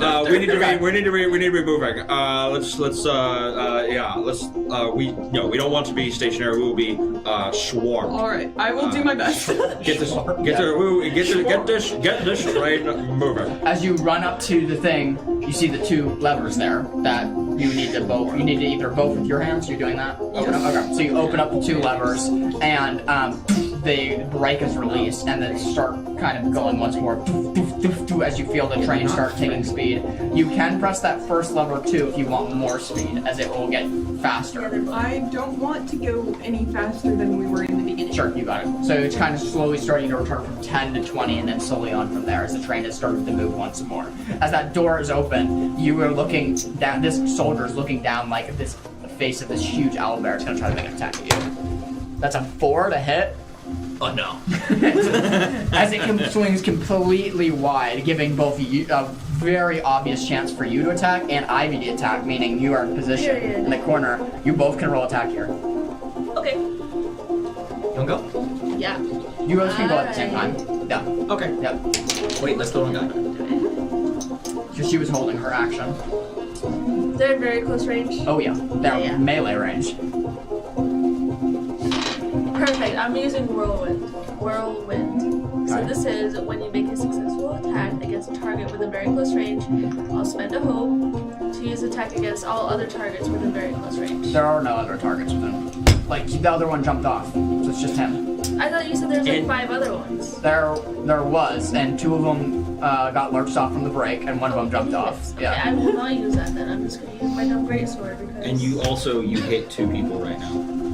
I think that's only on your next attack, though. You could hit him and me. If I wanted to. Yeah, you could go out friendly fire if you wanted to. Friendly fire. No, I guess- I'm not that angry yet. It's just 1 guard right in front of you right now. Okay, well I'll just stab this guy. Is this the one I already stabbed? Yes. Does it get consumed if she makes an attack and there's only one person there, or does it hold until the I'll allow it next? to hold. Okay. I'll allow it to hold. So I can save that. Yeah, You can save that You can until you leave. Okay. Yeah. So, both of you, what was your yeah. attack? 13. 13's a miss. Okay, With 13's yours. here. I'm switching to visual. Hang on. He's injured. If you but want to, I have he's extra armored. dice if you want to You borrow have mine. rally Please, dice. actually. Yeah. Well, I think you Mine can use are all in everything jail. except attack My roll, right? No, I don't think so. I do have my rally die, but I don't want to waste it on just one guy. Action roll, reaction roll, No. damage. Damage. Reaction. I'm gonna So use is attacking not an action roll? Attack is I don't think so, When right? you say an attacking, it's not an action roll. So for rally, can you use rally die on an attack Pass roll? these around From the what I table understood- to Alicia. From what I understand is you could. That's From what I understand is you can use rally for kind of. What is the? already used these What does it say? Does it say? It says Action roll, reaction roll, or damage roll. Yeah, all of those are attack. you're so pretty. Action is for attack roll. Action. Okay, attack is an action roll. Yes, attack is an action roll. Okay. Great. Then I'm gonna use the rally die for that. Okay. There's a 14 hit. 14 doesn't hit. Right. 14 does not hit. I'm You rolled saying a- I you rolled a tried. 13 last time, right? Huh? 13 last time. Okay. 14 doesn't hit. I'm going to use But you're getting closer. an experience, and it's going to be Sworn Blade because I am sworn to kill these people. Okay, sounds good. don't know about that, but okay. You're swearing right now that you're gonna kill. I'm going to kill this I person. feel like that wasn't in the backstory, but okay. Muttering under your breath, I do so, sir, and declare by the dog, by the odds. 16 hit. 16 hits. Okay, Go ahead, roll great, damage. great. Go ahead and roll for damage. Okay. This is the one that you already hit earlier. Stop that. 16 points of damage. How do you want to do this? I swore Yeah. to kill this person. So when they stupidly go into our train Yep. and they're distracted by the owlbear, I'm gonna just stab them with my sword in the back of the neck. As yeah, Around the corner. awesome. As he takes a swing at you, missing. You try to take a swing at him, also missing. But in the exchange of the 2 misses, what he doesn't see is Ivy crouched in the corner, and then this sword just comes out of his neck before plummeting back the head just drops off and kind of lands on the ground, decapitating him completely. Oh, you're like slicing through his neck. Apparently, I'm like Well, I was messing up with imagining his this head. and then coming back out. It's enough force, so definitely. That's Yep. almost as violent as when I made a guy's head explode in the last. You're so cool. As you now decapitated this guard, you finally have segment 2, or car 1, open to look for stuff. But best be quick, as you have picked up speed now once before, and your timing is a bit off of how close you are to the warehouse, to the Yield, what's the name of it? Outpost. Yield Outpost. As you picked up speed for a good bit there, then slammed on the brakes, then started up once more. The timing of how close you are now is a bit fuzzy, except maybe for you. I was about to ask if, because now I don't have a concrete knowledge Right. of how fast we were traveling, Right. but I would know how long it has been. So can I roll to guess Yes, like definitely. how close we would be? How much time do we have? Yes, definitely. What would that be? You definitely can. Like what would I roll? Let's go ahead and go instinct plus your modifier of Right. skill. Yeah. Okay. That would be a 17 with hope. Roughly, doing the math quickly in your mind, you got roughly 20 minutes left. Okay. Roughly. Got it. Might be a few under, might be a few over, but Okay. best act quick. Best guess, 20 Yeah. minutes. Yeah. 20 minutes. All right. So Rodney is going to say, alrighty, chaps. Very good. We need to get to the third car, and we need to loot this car. We need to look for the. We need to look for your tablet, and we need to go to the third car to get the other item we're here for. So, I think Beckett and Cram, since we can communicate, why don't you two stay here and search the car, and the three of us will go kick ass and fight our way to the third car. See, I thought that you were planning to go to the third car on your own. All right. Well, I'm gonna need some help. So let's go. We don't have a lot of time here. I'd rather be here and find the steel tablet to make sure it's here. In replacement, Big Owlbear will just and Krem with a much deeper voice now goes, I'll help you. That's right. I forgot you're an owl bear. Yes. All right. Then. All right. Then. Victor and Cram, we will go, and you two stay and search for the tablet. Yes.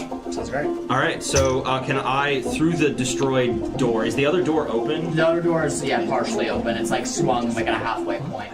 They're looking into the car. There looks to be like a few people. All right. Cram, do you want to go first, or shall I? In response to that, I'm just gonna turn and start charging through the open doors into the next car. Okay, sounds good. I'm right on his heels, gun in hand. As you charge through, breaking some of the half-open door on the second door, like apart and breaking in, you see the sheer horror of, it looks to be like 4 guards in this car, all like looking down the face of a huge owlbear. As you all have attack of surprise here, they had no idea. As you've broken in, they are now looking at you, and Victor, all holding weapons in hand. You all get a complete round before it gets to them. Do I scare or do I attack?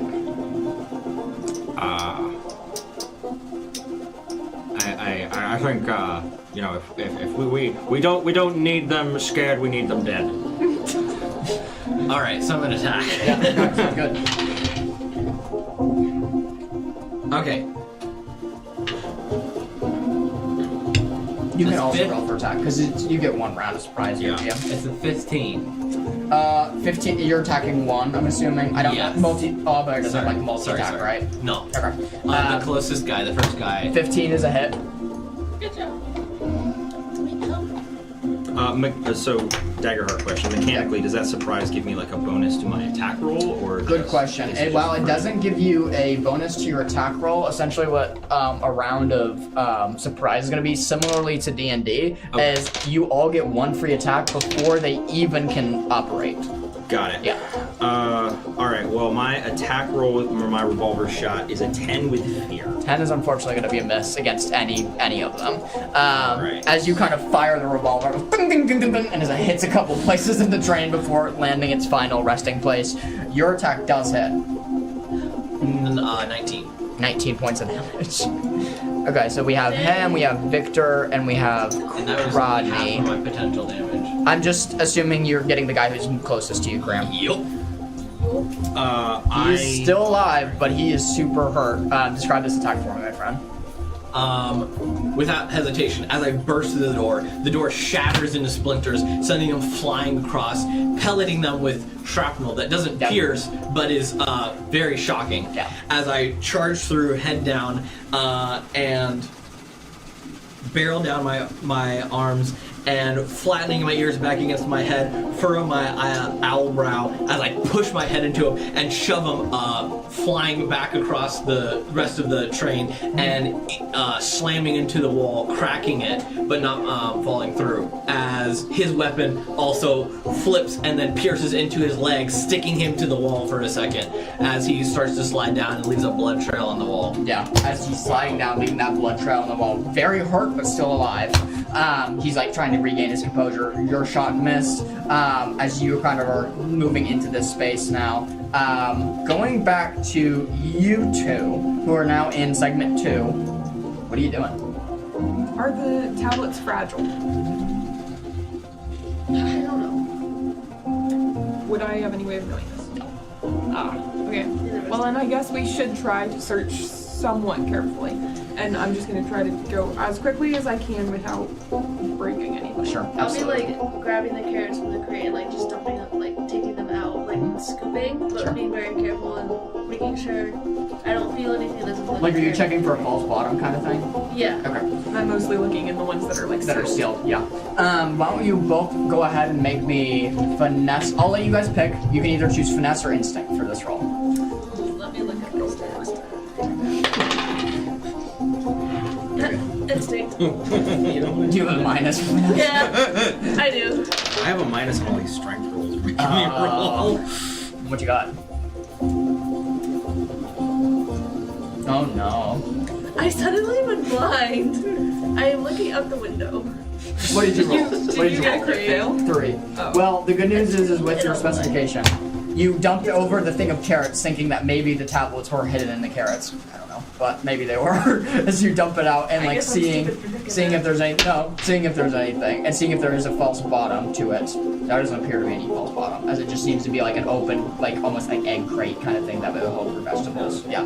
You start Got a cutting 16 them, with and fear. cutting the carrots in half. What's that? 16 with fear. 16 with fear. As you kind of go straight for the crates and start unpacking things and see if you can find anything. There's a couple things you come across of that are of interest. Can I get it pulled up on my obsidian? The 3 is crazy. What do you find? These twos don't Get it together. I'm sorry. These twos. Yes, you find something of very Were they with interesting. my dice? So it's a you problem. I need to go to jail, not the dice. And the first or second crate you open. You open it. It's maps of a specific region. Maps of a specific region you hold a great deal of interest in. As you open the crate, quickly seeing it, your eyes go wide and your mouth kind of drops open. You've needed something like this for a long time. This is a depth chart of the Leviathan Trench. It's holding several buoys at the surface and having depth marks of how low this trench does go. Immediately grabbing it up and kind of putting it in your pack. That is the thing you found on the first crate. Second crate, kind of opening it up. You find a small hand axe. Just very, very simple, like a lumberjack's hand axe. Very, very simple. Until you grab it and hold it up to the light. There's a shine. There's a shimmer to it. There's no ordinary hand axe. Pocketing that. However, you know tablets. as you're kind of searching around, those are the 2 pieces of good loot that you do find. A couple other things that are not inherently valuable, but there are still a lot of crates to be checked. It's not like this car's been turned over by any means. You've gotten through probably like 25% of the cargo in here. With that, it is the soldiers' turn who were just attacked. It's a 14 to hit you. That hits. That's a 3 to hit you.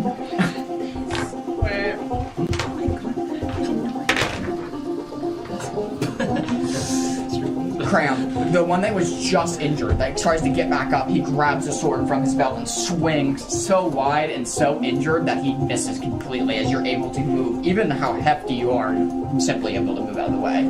You unfortunately are not so lucky for the ones who hasn't been hit. Coming rushing up from the back, a gunshot goes off. As you turn your head, you feel yourself bleeding. As you look down, you've been shot. You take 27 points of damage. As one of these guards seemingly has a similar looking revolver that you do. Blood starts to kind of come up out of your vest. You looking at this, you know that's not a good sign, as your little ribbon friend has just been shot. As blood starts to pool, are you alive? I am. Okay. I am alive. Okay. Yes. And I am going to I'm gonna shoot him back. Go for it. As a with my rally die too, I get to use that after I know. Like I can ask if it hits, and then if it doesn't, add the rally die, right? I think you have to, I might be wrong, but I think you have to call it beforehand. I think you have to call it beforehand. Does a 17 hit? That's a definite hit. All Nice. right. That's a definite hit. Then that's my rally die gone. That hand X that I will have for you. Very well. You have to analyze it first, but I will have it for you. And I'm going to do 18 points of damage to this gentleman. He has not been hit before, but after now, he is certainly injured. Do you want to describe this shot from your revolver? As I take this gunshot to the chest, I sort of stagger backwards, shaky but still standing. Yeah. And I lift up, and you see, similar to before, you see Rodney close one eye, and just kind of like, silhouetting the revolver behind his great big eye, Yeah. take a shot that hits this guy right in the shoulder. Nice. As he grunts as he's been hit square in the shoulder. One of these huge armor-plated engineers. It's a great shot. As your tech lands, Ivy and Beckett. Ivy, are you joining now, Beckett, and trying to search for the crates? For expediency's sake, looking about the train, kind of flipping crates over, you quickly find one that's marked fragile that you think might be promising. As you slide it open, under what looks to be several pieces of paper holding it together, you unfurl it and see the twin tablets of the Neondi region. 2 twin oval-shaped tablets that are made of stone with an ancient inscription on each one. Unreadable in a foreign language that these inscriptions have. They are about yay big, meaning you can either take the whole crate or you can hold them, but they are very, very fragile as they're ancient stone. But you've found what you've been looking for. We'll take the crate. Okay, the crate's about yay big, so you're gonna have to hold it with both hands, meaning you're not gonna be able to attack it all from this point on. That's fine. She's got a crossbow. Okay, sounds And I good. can put it down if I need to. Okay, sounds good. As you grab up the crate, you now have the tablets in your possession. I'm gonna spend 2 fear here and revert it back to enemy's turn. As it's the enemy's turn once more, this time 2 of the guards kind of plummet in from the 3rd section, so the second car to the first car, to start ambushing you. You quickly realize that you're starting to get into a situation where you're going to be overcrowded, and there's going to be more people against you. There's 2 attacks going. That was a 9 and an actual 1. Does either of those 2 things hit you? No. Wow. As one of these shots goes off, misses completely, and another sword is thrown your way. Even though you are this hefty owl bear, you are dodging the attacks with no problem, missing between each throw. With that, I'm gonna spend 2 more fear. That's I am out of fear, spending those 2 fear. The bullet inside of you, still lodged, begins to turn. You feel it begin to shift. Go ahead and make me a knowledge roll.